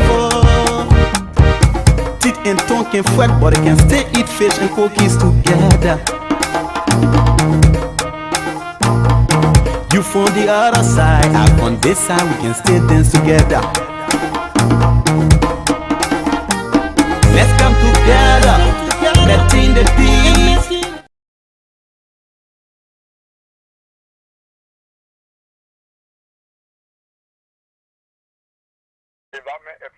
Maybe actually when you see the government they can take in linger, but they were taking in what the Morocco and school the government. Tell you that everything they been doing in here is going to pass. So what you or Patako, what we know is Patako, or else we will say, you have to have that when the way in that continue and when you told the people out here, they have to know in the food that will come. So they say that we liberal left is not threat on the government. So we that the bring up continue check it thoroughly to see what you have continue. Okay, thank you. All right, thank you. Let's take more calls. 0777 105 100 0777 105 100. Keep your calls coming. Let's keep it coming right here on the program this morning. Dennis, yeah, I mean, we not do all our thing we're supposed to do. People giving different analysis. The people say the Baba thing and you thought that the real thing is supposed to do. I told you that, and I don't care how you went on reconnaissance or I don't know how they call it, mission, what I feel, but you know the negative aspect will always be what people will always talk about. So that's just about it. Yeah. All right, let's take this person. Good morning. Good morning, Fidio. Yes. My name is Edward Smith. I'm showing my wrestling here in Togo. Mr. Fidio, I don't know why you didn't play the other video. Well, I don't have it in my possession. That's what I'm trying to get, my brother. Oh, okay, good. I want you to get it played too. But let me say it. We all here, we are one people. Okay? The whole other thing, I wish I could use that, but I will now buy one for the radio. Nobody could be here. Right? You go on your church conference. You pay your own way, you go on your church conference. If you know that your boss may email call you, say, more people can give me information. In fact, I audio that I play about you and Jiru, but they'll not be buying that audio anyway. They only get information from him, which is normal. Because that's my more closer to Jefferson Kochi is out, because he was the state director of police. Director of police, the state police. So if anybody can do that, if you want to get some information from this, but I've been happy to put it out there and lead to Jefferson. There was just not the council dollar and so many things. I've been lead to Kochi. So these are here most closer to Kochi. Try to get information for him. And why is wrong in that? Okay. Information is full clearly. Everything you get me, they come out and say, well, my main thing our other person is a little child. You went, I didn't want to be a pity out. You will not be a pity come out. I might come out in the first place. Okay. They won't be a pity come out. Every time they find out every one blind of course, one in the blind, yeah, let us see it. You want to say something less than one come out with it. Also, now I say it should be used and easy. And it should be trusted by the coaching anymore. Thank you. Okay. All right. He said you should not be trusted by Jefferson Koji anymore. I don't know whether, cause if Jeff knew the agreement they reached, of course you have to trust the man. And I think that's why Jeff Mayor Koji is kind of comfortable having him around, because it was a setup and a game by them. So if Jefferson Koji had issue with him, knowing that he went over there and said all of that thing, he wouldn't have had him closer to him, and even having his legal person, speaking for him. So I think they knew what they were doing. And also perhaps all of those things that he also said, it was all planned by them. That say that thing, since they want you to so say it, you and tell, for us to get more information from them. But at the end of the day, the objective will have been achieved. So at this point now, it is only Mayor Koji and Gao who know exactly what they planned. Yes. And the confidence level in Gao will be, or will increase or decrease dependent on the kind of discussions they had. We are not privy to those discussions, and so we will not know. So again, it's not our place to determine whether the city mayor is angry with him, or they are cool, or you should not trust him. They know the discussions they had. 0555 105 100, 0777 105 100 are the numbers to call right now. Let's talk about this. I'm trying to play this part of it right here, Denise. Again, like I said, once we can get the other side, it will play it for you. When he gave my phone to me, how my phone is there. So it's going to start there. Checks it. Okay, let's pause it. Let's pause it and take this person on the line. Denise, take that person. Let's hear them out. Good morning. Yeah, good morning. My name is Otto Lake, and I come from Congo Town. Okay. Fidel, that whole thing, my brother, you can't sugarcoat that whole thing. Because the issue about security is not to talk plenty. He had his right to tell the person, no, I did not come here for that. My baby America here, this is it. I did not come here for Koji. I don't want to talk about anything like that. I don't know anything about Koji. But that's why we said the man went on a mission. So there was no security mission on that. Why, for example, you live with your parent, you go and denigrate your parent, then you come back and say, oh, daddy, I did that thing because under pressure. What pressure? That was the right thing he said. But because he did not stay to America, so he had to go to the other side again. Okay. Thank you. Thank you very much. Okay, we still are waiting. Our guest. It's not on us, it's on them. Let's listen to go. So the discussion started. Checks it. Okay, we already here. You need to tell us what you do. When he gave my phone to me, how my phone is there. So the discussion started. Checks it. Okay, we already here. You need to tell us what you do. So I put it first in his phone. I said, what you trying to say? I'm going to stay up too. I said, brother, I'm American here. And a place that can change people's life. You need to tell us exactly what you do. If you don't know anything, the same thing that we've been saying, you know, exactly with our tone. I said, but nothing I know to say to you people. You see, all the things your government doing in our country that you know what to tell you, hang on, you know, share it. How you got this? You better explain yourself, yeah? If you don't want to say anything here, then you got to find a way to go. I said, share. Are you trying to tell me you leave me in Jersey here? He said, the thing I told you, understand that? You got to tell us something, or even the thing we've been saying, you need to say it. So I said, but let me get my phone. He said, no, you can't give me my phone. So the argument started to beat up. I said, I'm not going to allow anybody in your trust. If you want me to allow on whosoever they in Liberia to accomplish my mission, no. I came there for a church conference in the training. And the woman I married, she's a reverend mother and a prophetess. And I hear from the witness background, my parents are one Jehovah's witnesses. So anything I say here, contrary to my state, it will embarrass me. You say, okay, be talking, they know all. You see, most of your friends, they got kidding. Ellis. And I said, let me tell you the truth, brother. I will hear. Was one of those one who helped me. He gave my in-library, gave me $10,000 to destroy Samuel 12, to say things about Samuel 12. So all that school and the other guys saying here, you're not fooling you, that's something that will do for you. And he first said he got a brother in America, they call Kofa. And the name they were using for his mosquito mat. He the one drove me to Sierra Leone, and they gave me additional 10,000. And I came to the States. Even where I live in, not in the States. It's Kofa, the one who's doing almost everything. Now Kofa, it's still the one doing almost everything for me. Okay. So that's Tomagao on yesterday at the press conference. Okay. And I was afraid for you to call names, but at the end of the day, play and he called some names, and we will not re-emphasize the names of those people because again we need to get the facts.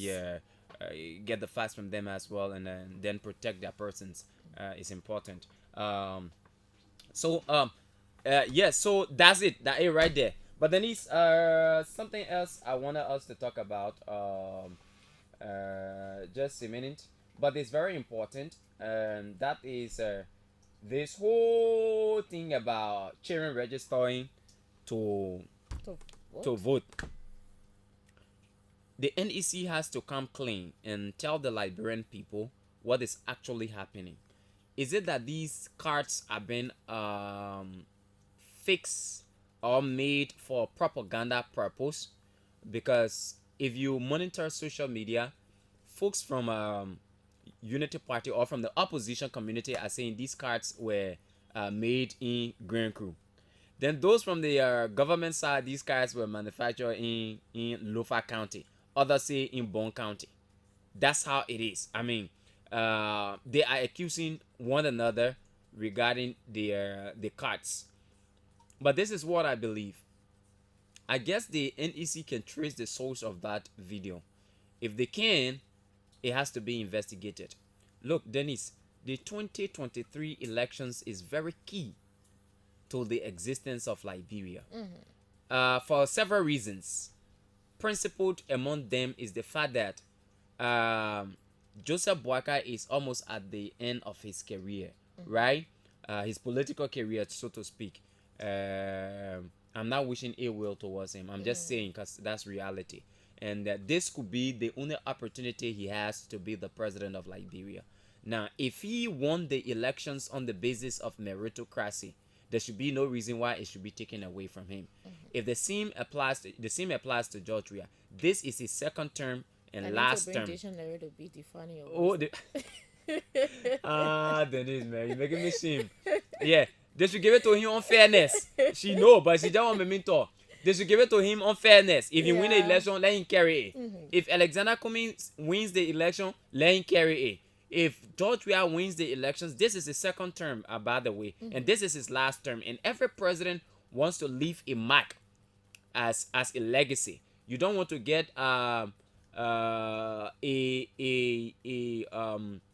what would I say? I'm trying to find a word for it, but then need to say that B word. But I'm trying to simply say you do not give him a unceremonious go off. That is the man expecting to win the second election for a second term.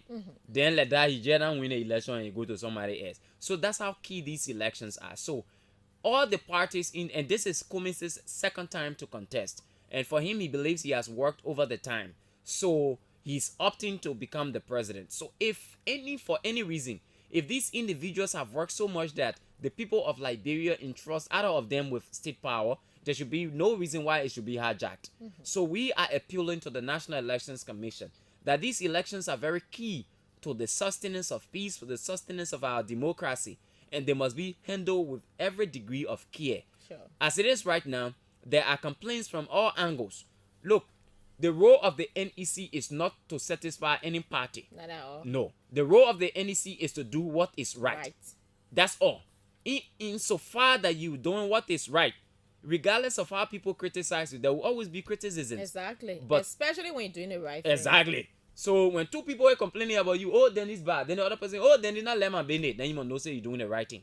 Sometimes that's how it is. So we are calling on the National Elections Commission to please ensure that this process is fair and transparent, and it is backed by all standards that are acceptable in the holding of a free, fair, and transparent elections. Because we don't want tomorrow when somebody win, then the other people say, hey, we not agree to who win.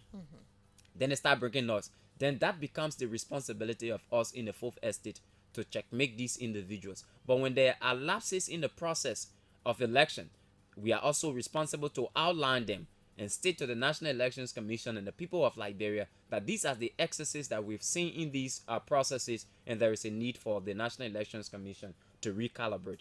Other than that, the elections will be considered as fraudulent, and you will see people going haywire because of the outcome of the election. And we not want that noise. When people causing us, we in the fourth estate must say, look, shut up your mouth. That noise that you're causing that because they be you. Because we have seen that the National Elections Commission had conducted themselves in a very responsible manner. And that is what we are hoping for, Dennis. Sure.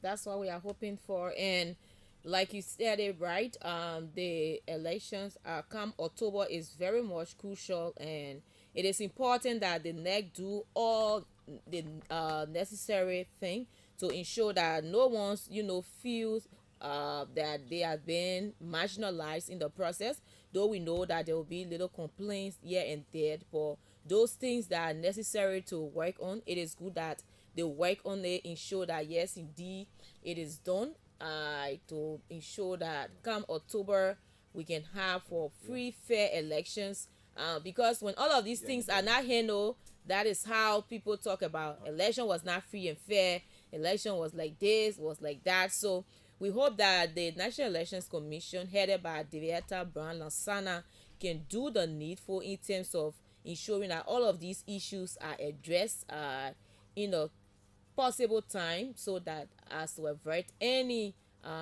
issue that will ruin the free and fair elections come October. Okay, so that Adele, we're looking at you with Kolo.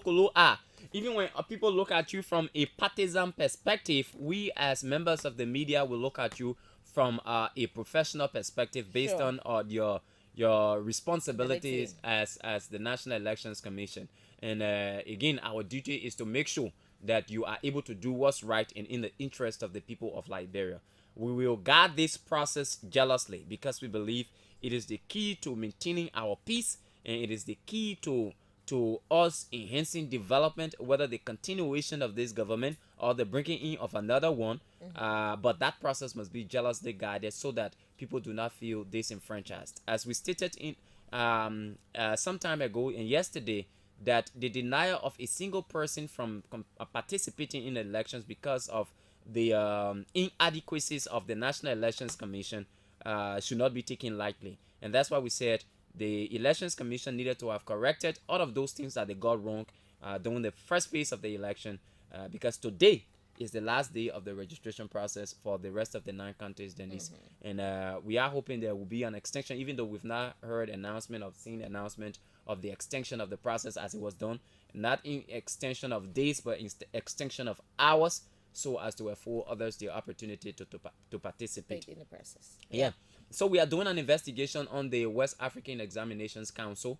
They are the ones who are superseding and supervising the conduct of the WACS exams in Liberia. And we've heard news of people paying flexibility fees and schools charging flexibility fees as well. We are on that investigation. Once we are concluded, we will inform the Liberian people regarding what is actually obtaining in the school sector. But I'm told that those when is the work supposed to start? Do you have an idea? June, I think June, July, something. Okay. Yes, not too sure, but it takes for around June, July. Yeah. So again, we can find it out right here. Let's inform the public quickly as to when the wires begins in Liberia, because again, we are hoping that process is jealously protected, because we want to see all our people. We want to see everybody. I mean, those who are concerned with this whole WACS thing, they are part of the process, and nobody gets coerced to pay money for taking exams, and for what they call flexibility fee is unfair. I think we can take a break. And yes. Let's take a break. Denise thinks it's necessary. Yeah. Okay. You are right, Denise. It's actually June. It starts from the 8th of June to the 23rd. The 8th of May. Yeah, 8th of May to the 23rd of June. Okay. All right. Yep. That's the time. All right. But let's take this break right now. Do some adjustment. Our guests are already in studio. Once we come back, we have a conversation with them on the program this morning, on the Morning Breeze on ABC Radio 105.1, and on other frequencies on YouTube.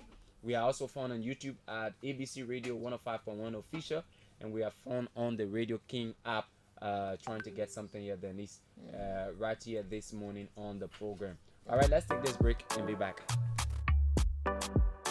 Bokonjida Group of Companies, a 100% Liberian-owned company with over 20 years of experience, is the name that stands tall in the microfinance, construction, and general services industries. At Bokonjida Group of Companies, we pride on character, integrity, honesty, confidentiality, and creditworthiness. Approved institutions or entities under the microfinance service include House of Representatives, Liberian Senate, General Services Agency, Financial Intelligence Unit, and General Auditing Commission. Others include Governance Commission, Cooperative Development Agency, Ministry of Gender, Liberia Anti-Corruption Commission, National Public Health Institute of Liberia, National Port Authority, Group of 77, and the Ministry of Foreign Affairs. Our construction services include the construction of residential and commercial buildings, while the general services include apartment renter, apartment for lease, furnished apartments for short stay, general printing services, and a yard with swimming pool to host events. Bokon General Group of Companies is located on Capitol Hill in Monrovia. For more information, call us on cell numbers 0770-520-958 or 0777-017-603, or better still 0886-622-559, or email us at bokonjida@gmail.com. Bokonjida Group of Companies. Nunde. Wanna see all my people progress.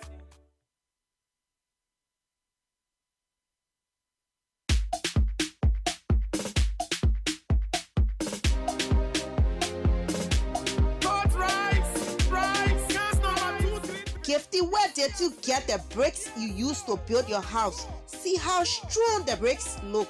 I got them from Rovia Bricks.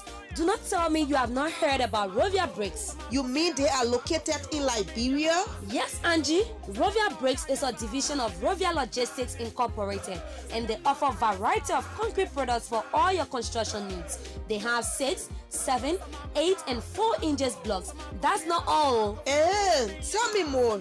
Rovia Bricks have coverts for rows and well, cornerstones, Colombo blocks, yard tiles, sand, be it smooth, rough, and mixed. They even have red dyes for land filling and crushed rocks of all sizes. How can I get to them? You can locate Rovia Bricks right at the corner of McDonough and Carey Streets on the Kakata Highway, Copper Farm area in Fendel, around the University of Liberia campus, or locate our head office on Randall Street. Call Rovia Bricks on 0777-874-231 or 0888-726-172. Email them on rovialib@gmail.com.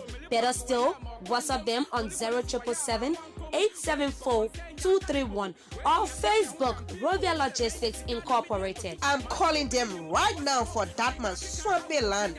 No time to waste. Man, take it easy.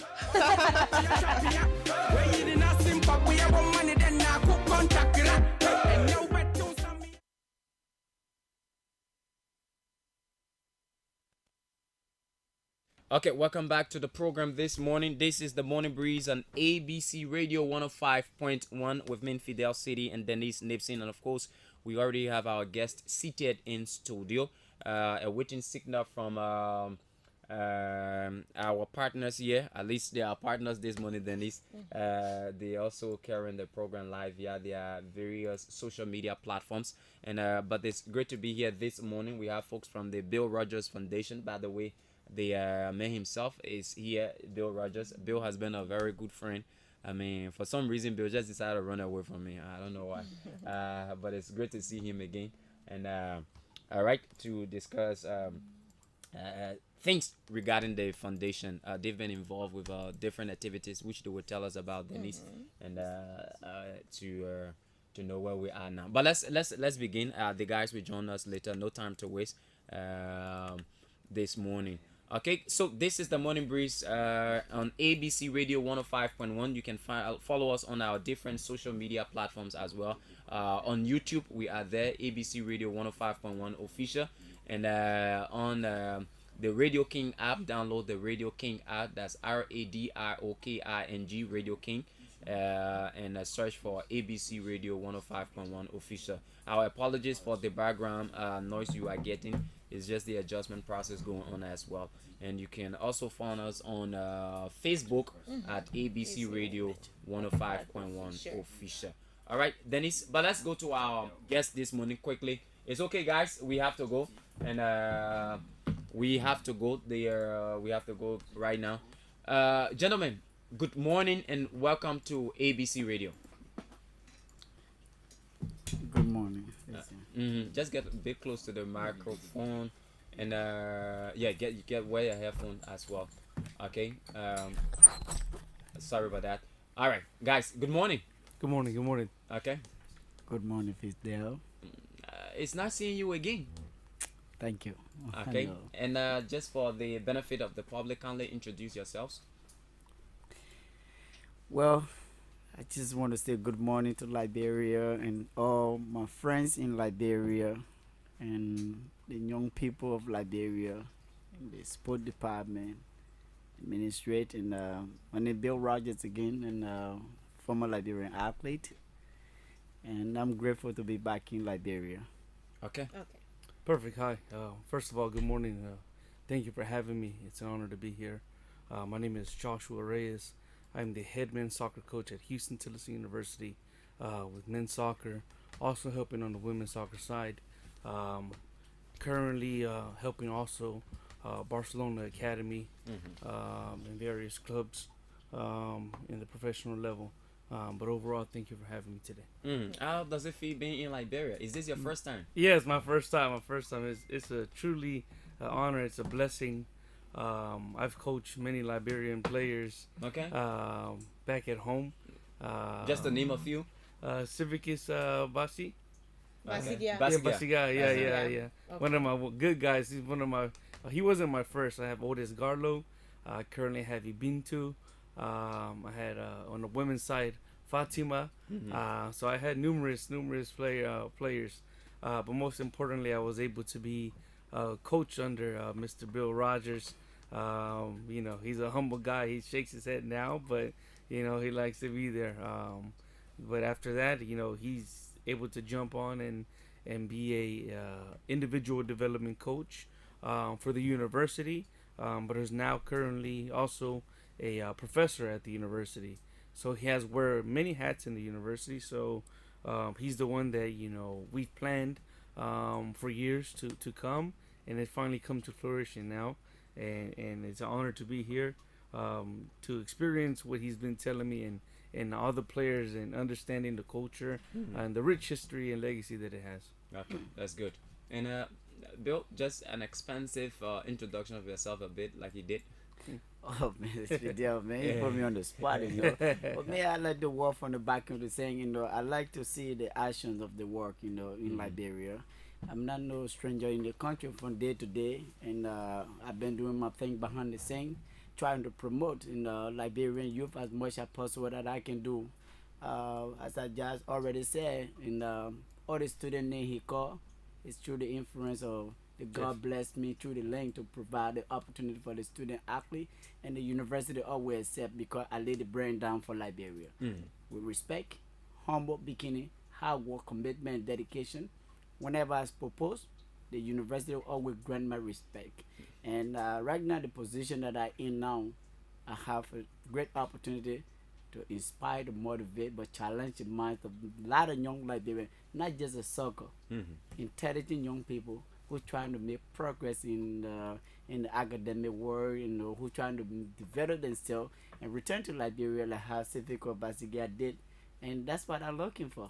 I'm looking for some potential people, like he said, Ibito, 4.0 student. Yes. He can be that represent Liberia 40. So I don't like to say much. I'm here to scout. I'm here to see young people, potential young people, give them the experience, it's a humble beginning, like young men like me can go and define graffiti in the great United States and been challenged among doctors, professors, and God grant me the privilege and the opportunity to be a renowned professor in the university, where I just ended my semester for this semester. It was great, and I'm humbled to be back in Liberia. To enter the minds of the young people as well, professionally. Okay. So, what are some of the workings of the Bill Rogers Foundation in Liberia? Is it the first of a kind, or you've been there for some years? Man, I've been over 12 years. I've been doing this thing from day to day, even when I was running from Kenya 2004. And I've been part of the program for a long time. So it's part of me. I don't even worry. We build safe drinking water through our partnership and Kutua Africa and Chita Matera as well. They come to Liberia. I always scout people to come to Liberia. So I'm the use of the vehicles, to inspire and discover Liberia. I say the Liberians have a potential and the young people need help. And now, you see, the trauma surgeon that the great son thinking, who gave me the opportunity in the United States, now having girls program in Liberia, building safe drinking water in Wheeler, building water projects as around the country. And right now we have some projects that will be going on developing water and giving the educational factors of young people of Liberia as well. That's the biggest goal of my achievement. And having Jack in Liberia, and there's a guy, man, for Barcelona Academy and Austin FC professional soccer team as well. It's been a long journey, but he finally made it home. Okay. All right. So let's go straight to the meat of the issue. Why are you here in Liberia? Why did you bring Jack along with you? As you can tell from his interviews, that he loved the talent that is being produced from Liberia. Okay. People have proven that Liberia have raw talent, and they just need a chance to be developed well. And he has been in that gap to see it for himself, and not just on the soccer side, but academically, those who are ready to sacrifice, they will do it. And a few have been challenged, I have more opportunity to give a lot of Liberian people, but one thing that stopped me is the good on the skill on the soccer ball, but I did good in the academic arena. Nope. Some people will give me the bad grades, and the school cannot accept them. Okay. And I have to find a means around for the school to be able to accommodate these people on some academic provision, and it got to be a lot of network for me, I can't sleep. I go to bed thinking how I can do. So I wrote a proposal to the Ministry of Educational, Youth and Sport, and EDFA, so we can do the joint partnership and pass and play. You got to be able to be successful in the classroom before you participate in soccer tournament. So we use the talent of the young people talent to enter the mindset, to build a mindset, not just to build the talent on the field, but we got to build it both sides as well. Because as a former athlete, I utilize the power of sport in this country, Liberia, to develop myself well, to promote and to do the best that I can do. The sport have the power, as Nelson Mandela said, to transform, to utilize the community, to bring people together. So I believe that if we want to change the mindset of our country and the talent that Liberian youth have, we should also hold them accountable to go to classroom. Just why the parents cannot tell them go play soccer, we should come up with a strategist plan to let them know that you play soccer, you got to reach a certain average GPA before you participate in any soccer league in this country. So your parents don't have to tell you again to go to classroom. There's a policy that is there. So I had write that proposal, and I decided to propose to the Ministry of Education, so it can be working collaboration with the Youth and Sport Ministry, the EDFA, and all local sport community within the country, so we can hold the young people accountable. If I can do it, I believe a lot of young Liberians can do as well. Now, prior to you and your team coming to Liberia, did you have conversations with maybe different sporting organizations, or maybe the LFA, for example, in order to work along with you? I want to be very honest. The LFA did a great job. They also help with Jazz, and being in Liberia with supporting AL as well. And Mustafa Rajiz, who's been a very good friend of mine, been very supportive as well. And Zoka Wilson and Mr. Annie Kwame, they've been very, very great. And I just want to say thanks to Emmanuel, who's been in the network doing everything behind the scene, and as well. And my entire team, they've been working tirelessly to make this happen. But the LFA, phenomenal, expecting Jack this morning. I think we're going to have a productive meeting with them as well, and Jack can elaborate on that as well. Okay, Jack, let's come to you. You in Liberia, from the US, you've traveled the world over teaching soccer. How important it is to come to a third world country like Liberia and see how you can get these players and who have potential and are academically strong. Yeah, so overall, my main goal, our main goal is to create a pipeline. The pipeline being through education and sport. Scouting here has given me, from past players that I've had, they have left a legacy. When you leave a legacy with sport and education, people are drawn to come back to see what other raw talent there is. I believe there's a lot of opportunity, great young talent, but that needs to be exposed. That's part of our also our next initiative is to bring more coaches here from the U.S. to scout. I alone cannot. Maybe you have a roster of 22. I cannot get all 22, right? So I have to bring other coaches to make sure that we are able to expose the rest of the talent here that is not being seen. Okay, that's good. And Bill, I don't know how you donate. We have different sporting academies in Liberia now. Is there a specific age range you would like to take your scouting from? What's the target? I mean, yeah, right now we go from 16 to 24 because I work with a lot of multiple university, and what Jai and myself do around the country, the United States, people invite us to various camp, and sometimes they go Europe, and sometimes go to Mexico and Spain. We speak to young people how to be enrolled in college, not just playing the game, and they ask us questions too, and we'll be able to answer college questions, and talk to them and tell them the fact and how you can be enrolled in the school, and financial aid, the money aspect, and how can you pay college costs in the U.S. and all the things we'll be able to answer. Yeah, but so far that's what we have to do our part. Okay. So the age range is 16 to 24. Yeah. Now, there's this issue that we have in Africa, not just only Liberia. I don't know about other continents, but the tendency for athletes to conceal their ages. How do you work around that? Well, I don't have nothing to judge. I just want to see this it. I don't going to judge you by that. If you think you can clarify that by yourself, I put it into the system. I work my deal. My goal is to see you in the university doing your part and implementing what you said to me that you can do it. Okay. So how fair will the scouting be in terms of criteria, in terms of recruiting those who should benefit? The beneficiaries will be determined by the LFA, and we will see the talent. For me, I didn't play sport and soccer to the higher level, but I have a sense of responsibility because I trained at the Olympic Training Center in Kenya for numerous times, and I made it somehow. I made it in the sport, so that the American people respect my opinions, what I do. And even being the coach at Houston Tellison University right now, I can be coach. I can tell you that I can never be the coach on this, but I can be the eyes for the coaches as well. I see players. Because you know what? I do biomechanics. I study human performance. I do the engineer for the human body movement, injury preventions and stuff like that. I can look at players that you don't fit for the game and don't waste your time. Don't waste my time either. I won't waste your time. All right. So I can tell the player that you're not ready because we have a system that I have to measure your strength level.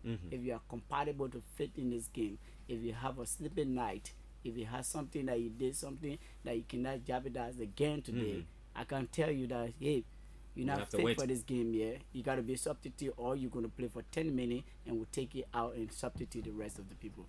That's why I think he got a sense of developmental coach. What I do.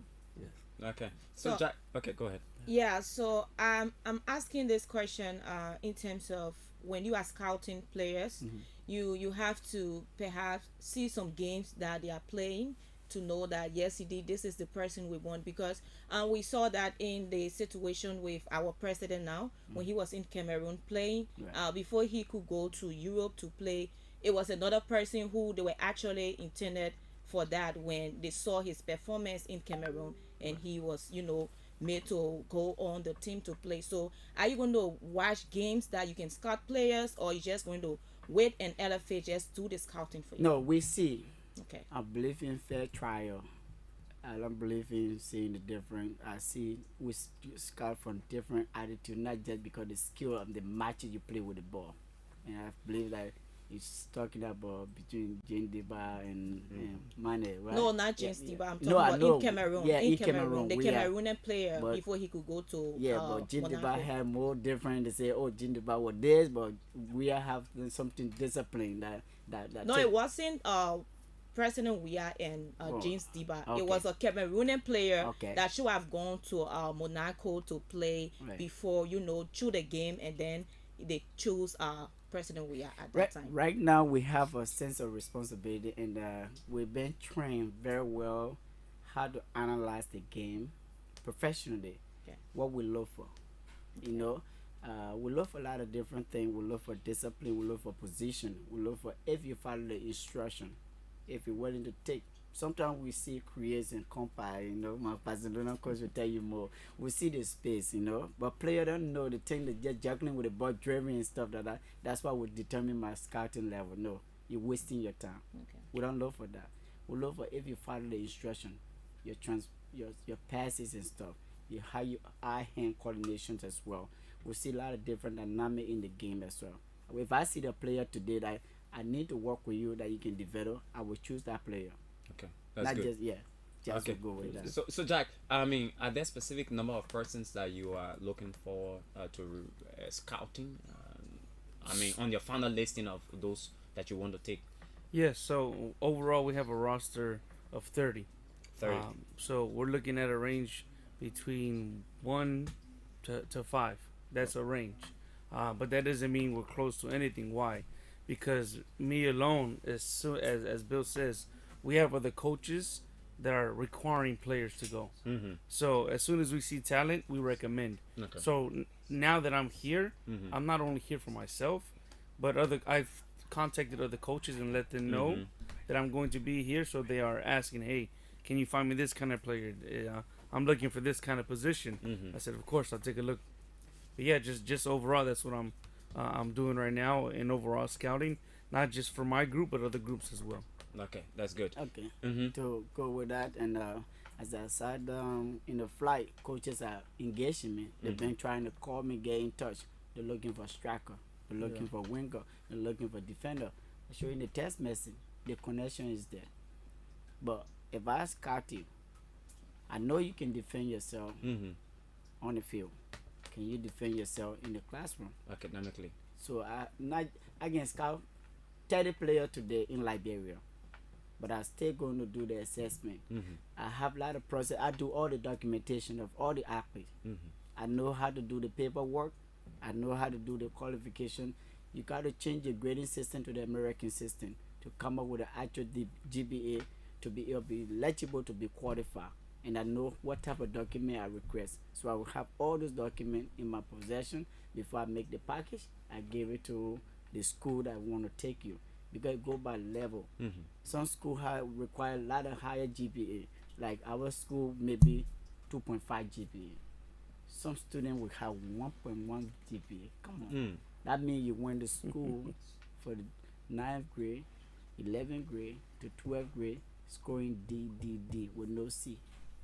So it's very difficult, and it hurt me after investing all my time, spend my own high-end resources to change the grading system to the American system, and at the end, the grades are still bad. Take you. Now, I mean, this may be. I think this is a new phenomenon in terms of scouting soccer players. Right. You've done that with track and field your area, but again, I'm concerned. Are there? Is there any cost associated with players that you've scouted and you want to take to the States? I never asked one player for the dime, and I fought for 4 scholarships. Last semester, I gave 2 or 3 scholarships to 4 scholarships. I fight for their housing, health insurance, make sure the housing and boarding are ready. And because I know when they're coming from Liberia, they have no financial attachment. It's very tough. So I'm not going to put them in the predicament that, hey, come, your parents going to pay. I'm not going to be a liar to the university. I would say, look, the young man have a talent he can produce for the university. He have a skill.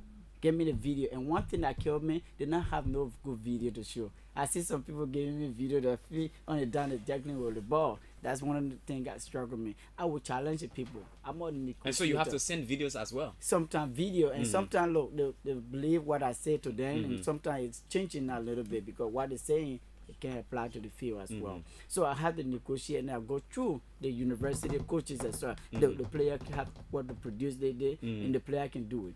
You say, okay, Bill, let's give it Trust adjustment. Yeah. So to bring the player, do all the documentation, everything. I sometimes go to the embassy, sometimes they can't even call the school name, and my effort go in the waste. And I will stay sleeping night educating them what to do. So I need to put a workshop down to be educating the young people how to answer a question. And sometimes they don't know how to answer the question. They just get freeze, they get shocked. This and this is not just for male, it's for both female. Just have an opportunity to sign up a 4-5 female player today in Liberia. So I also brought a lot of equipments for them as well. They'll be so beautiful, Nike and everything. So I'm challenging the women as well to come up as well. And at the SKD, I mean, on the LFA office, we're trying to see how best on May 13th to bring out Ackley as well, specifically the soccer player, to come up for demonstration because Jazz will be doing techniques in Barcelona, strategies and techniques. You'll be getting a lot of things. Create a space, compa. Create a space, compa. That's my guy. And we're working coordination together. Okay. I do a lot of drills and warm-up strategies and he do a V1, V2 days. He's very great in that. That's how we work as well. Now, Jack, have you planned a date for the for exhibition or maybe scouting exercise, calling players that you've highlighted as individuals who could potentially be scouted? Yes, we have a couple of dates that we're working on. One of them is going to be towards the end of November, and that's going to be one of our bigger recruiting efforts. And then again in May, as school has done, more coaches will be available. So those are the dates that we have planned and penciled. Once we finalize the details, everything will be into play, and the invitation will be sent out. Okay, that's good. Dennis? And also, do you have plans in terms of in the future? We have our league here that we talk about we have the county meet in Liberia. Yes. So during the county meet, there are raw talents, being displayed during the county meet. Do you have plan any time to come during the county meet to scout players as well? Yeah, that's a good question because we had to arrange this trip where the sport festival is going on, where some of the guys play good player in the county meet who make it to the MVP, the run-up, not just of that, but those that have the talent. I don't want to see them back down what us are setting. I was very hurt recently that after the county meet, a young man who played very well and I admire, and later on he was killed because of something financial situation that he cannot bear, and he was killed just like that. It broke my heart. It teared me down. I felt sad, you understand? So I don't want that to happen to a lot of young people. We got the talent. When we bring the talent together, we want to be able to maintain those talent. Okay. What is the means way we can put the young people in the productive program that we can just let them to go after the county meet? We should come up with a strategy to try to select and keep them somewhere that they can be safe as well because we need them. Okay, I'm told there is a recruitment slated for Monday. Yes. Okay. Saturday that is. At the SKD. SKD. Yeah. Well, we're going to finalize that right now, and with the Youth and Sport and the LFA, and the providing all the opportunities to be able to show what we have to offer and how we can see the players as well. And we also have one in Grand Bassa as well. Civicus is trying to arrange it as well. We'll be in Grand Bassa on the 20th and the 21st as well. So how long are you in Liberia? Man, Liberia, don't worry. I'm going to be here for almost 1 month or 2 months as well. But Jack as well? I have insurance on my ticket though. Yeah. So will Jack stay here for the same length of time? Jack, will you be here or you want to go back now? No. Oh, you want to stay in Liberia? So we talked about the insurance of the ticket. You don't have yeah. Maybe I cancel the last flight back, but right now my plan is to have 2 weeks because I also have obligations to finish at the school. Okay. I don't like to leave anything undone. So I give them a time frame, but maybe I'm able to find a time to do my work here and not leave so early. Okay. But yeah, it's been a pleasure. Okay. And one thing that the player will not just scouting because of the university as well. And Jack and myself have the chance to be with the Austin FC, the professional soccer team in Austin. Huge supporter. Just work tirelessly to volunteer for his service. So any of the actually once you perform, if he have the talent, we're looking for money. He can leave the university. Go. Sign a contract. Go do your thing, and you get your fees associated with the contract as well. And the guys told me, Bill, I'm looking for African player. Can you get me African player? Apparently, they know the strength of the African. Right? What experience do you have with African players, Jack? Oh, me, man. First of all, I played with them, so I know how they are. I have a good friend from Senegal that was a really good player. His name was Omar, and I was able to play with Otis, was a Liberian player as well. So I know the talent firsthand and what it is, and able to coach them as well. They have a phenomenal understanding of the game, the work ethic, the ability to defend and attack is a good level, with a little bit of tactical information that I like to implement. I think we could advance even more the players. Collectively, we've done a good job. A lot of players currently come to us and say, man, thank you for all the efforts that you've put towards us. The soccer part is important, but if you're able to get the education in the same process, it's almost like a championship for us as well, because we know we did our part to make them a better human being. Okay, Dennis. So, how is this in terms of the entire program? After the scouting, you have the players, they go on the academy and all of that. How long is the entire program? And after the program, do they have to pay back and all of that? No, all the players that I scout, they never have to pay down to me or don't even say hello to me. Okay. But what I want to see you doing better for yourself and better for your community and doing great for your country. And just myself have the same philosophy as well. And the university, Houston Totterson University, is very supportive.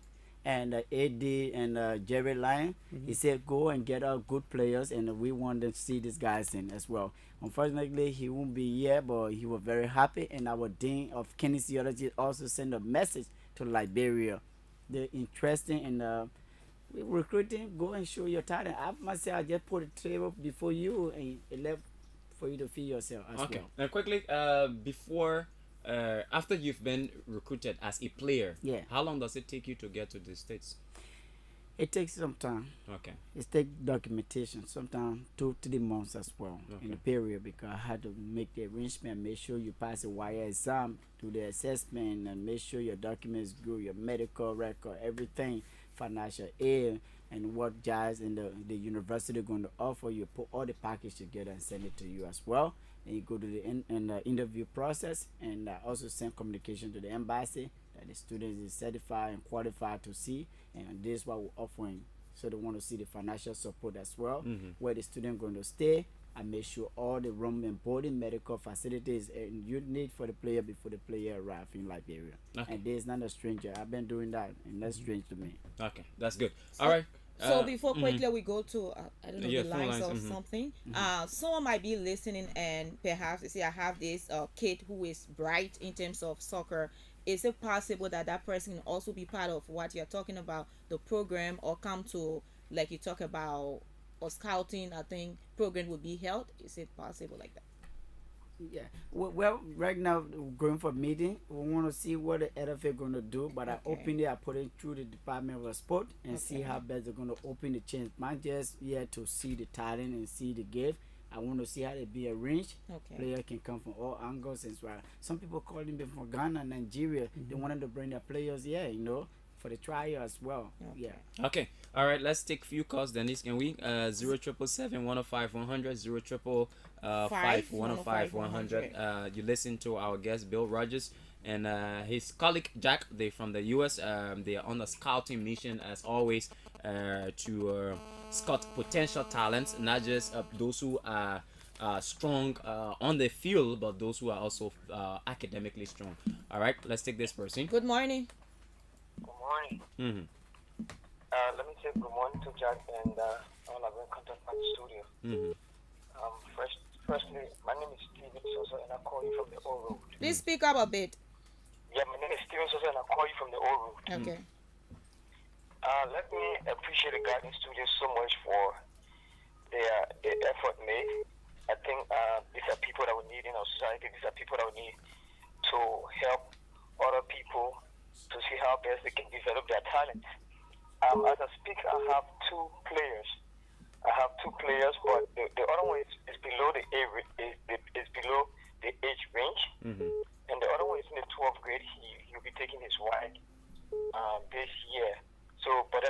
wanted to know the time. This coming Saturday at the time. Okay. Okay. Okay, let's take another person. Okay. Mistakenly rejected this. Okay. Let's hear you. Good morning. Okay. Okay, I think there was a caller who's on the line. I mistake. Yeah. All right. 077-105-100. 055-105-100. Let's get this caller. Good morning. Good morning, Fidel, and good morning to Susan. Yes, David. David, you guys have come from Texas to this one. Fidel, I have a team. Thanks for your guest this morning. I have an Honor 12 team and an Honor 15 team that participating in the LFA Division Honor 12 and Honor 15 League. So my thing is this.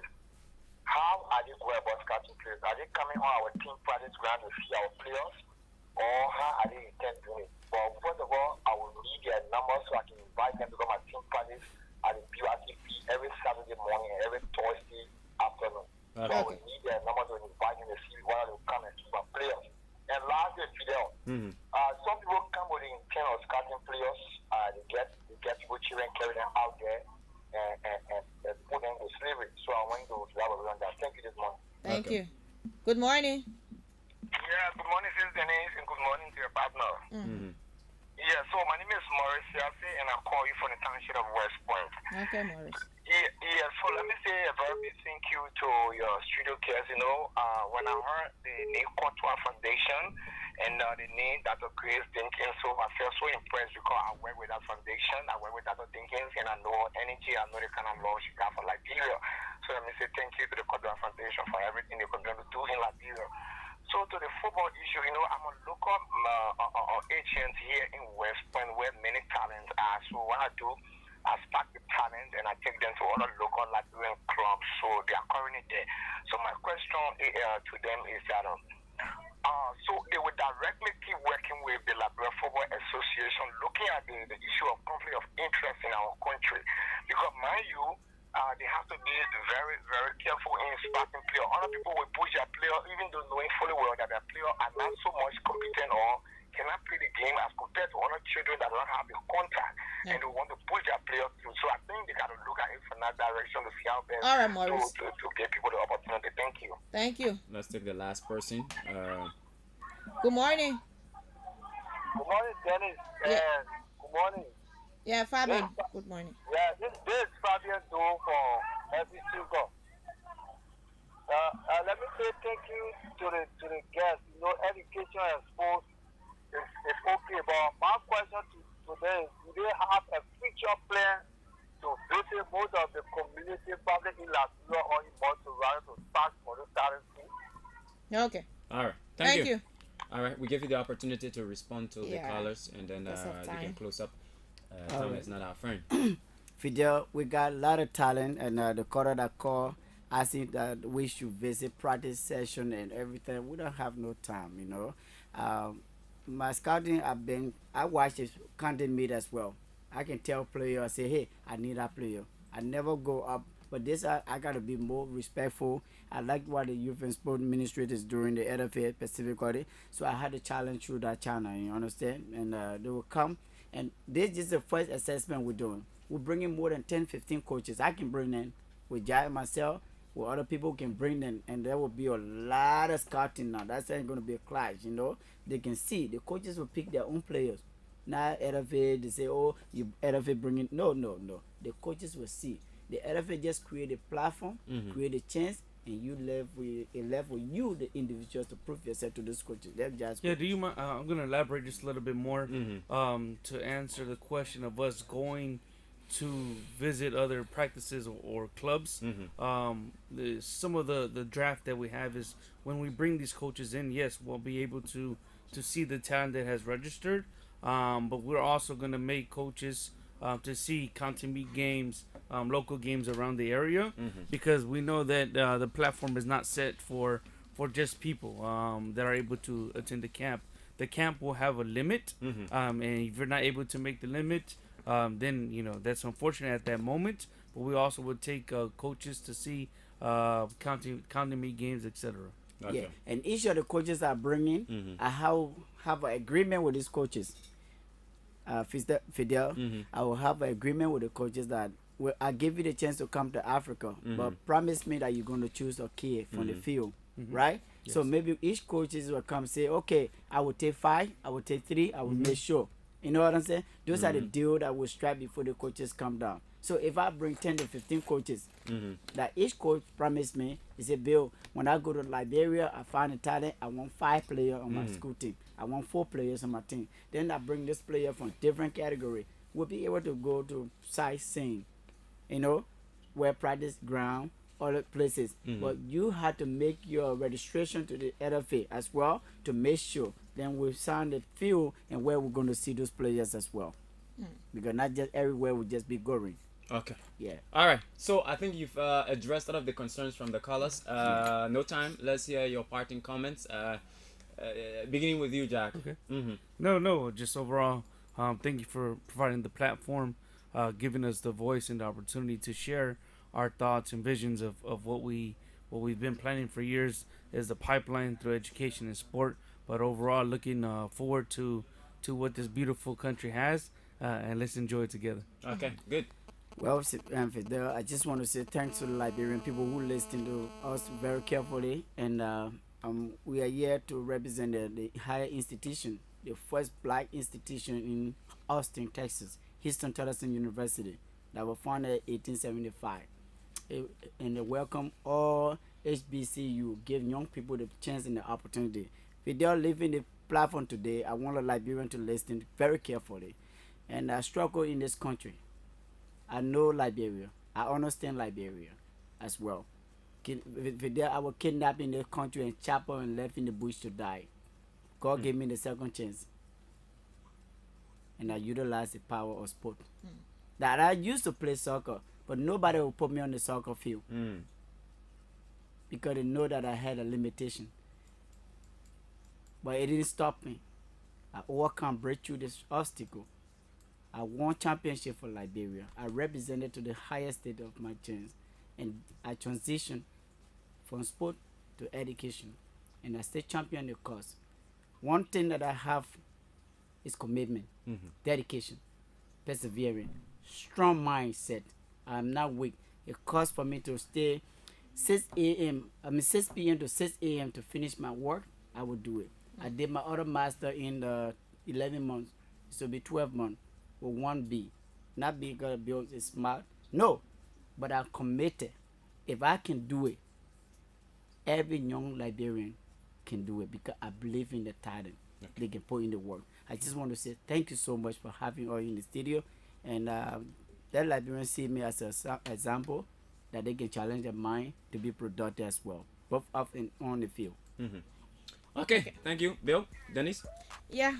Thank you so much, and that is how we like to go home today, to be back tomorrow for another informative and fascinating edition of the program, The Morning Breeze on ABC Radio 101.5. Tomorrow we hope to have the people from EPA. 105.1, Denise. 105.1. See that dial from in your head. Yeah. You know, she's thinking about old place. Yeah. Okay, so... Are y'all ready now?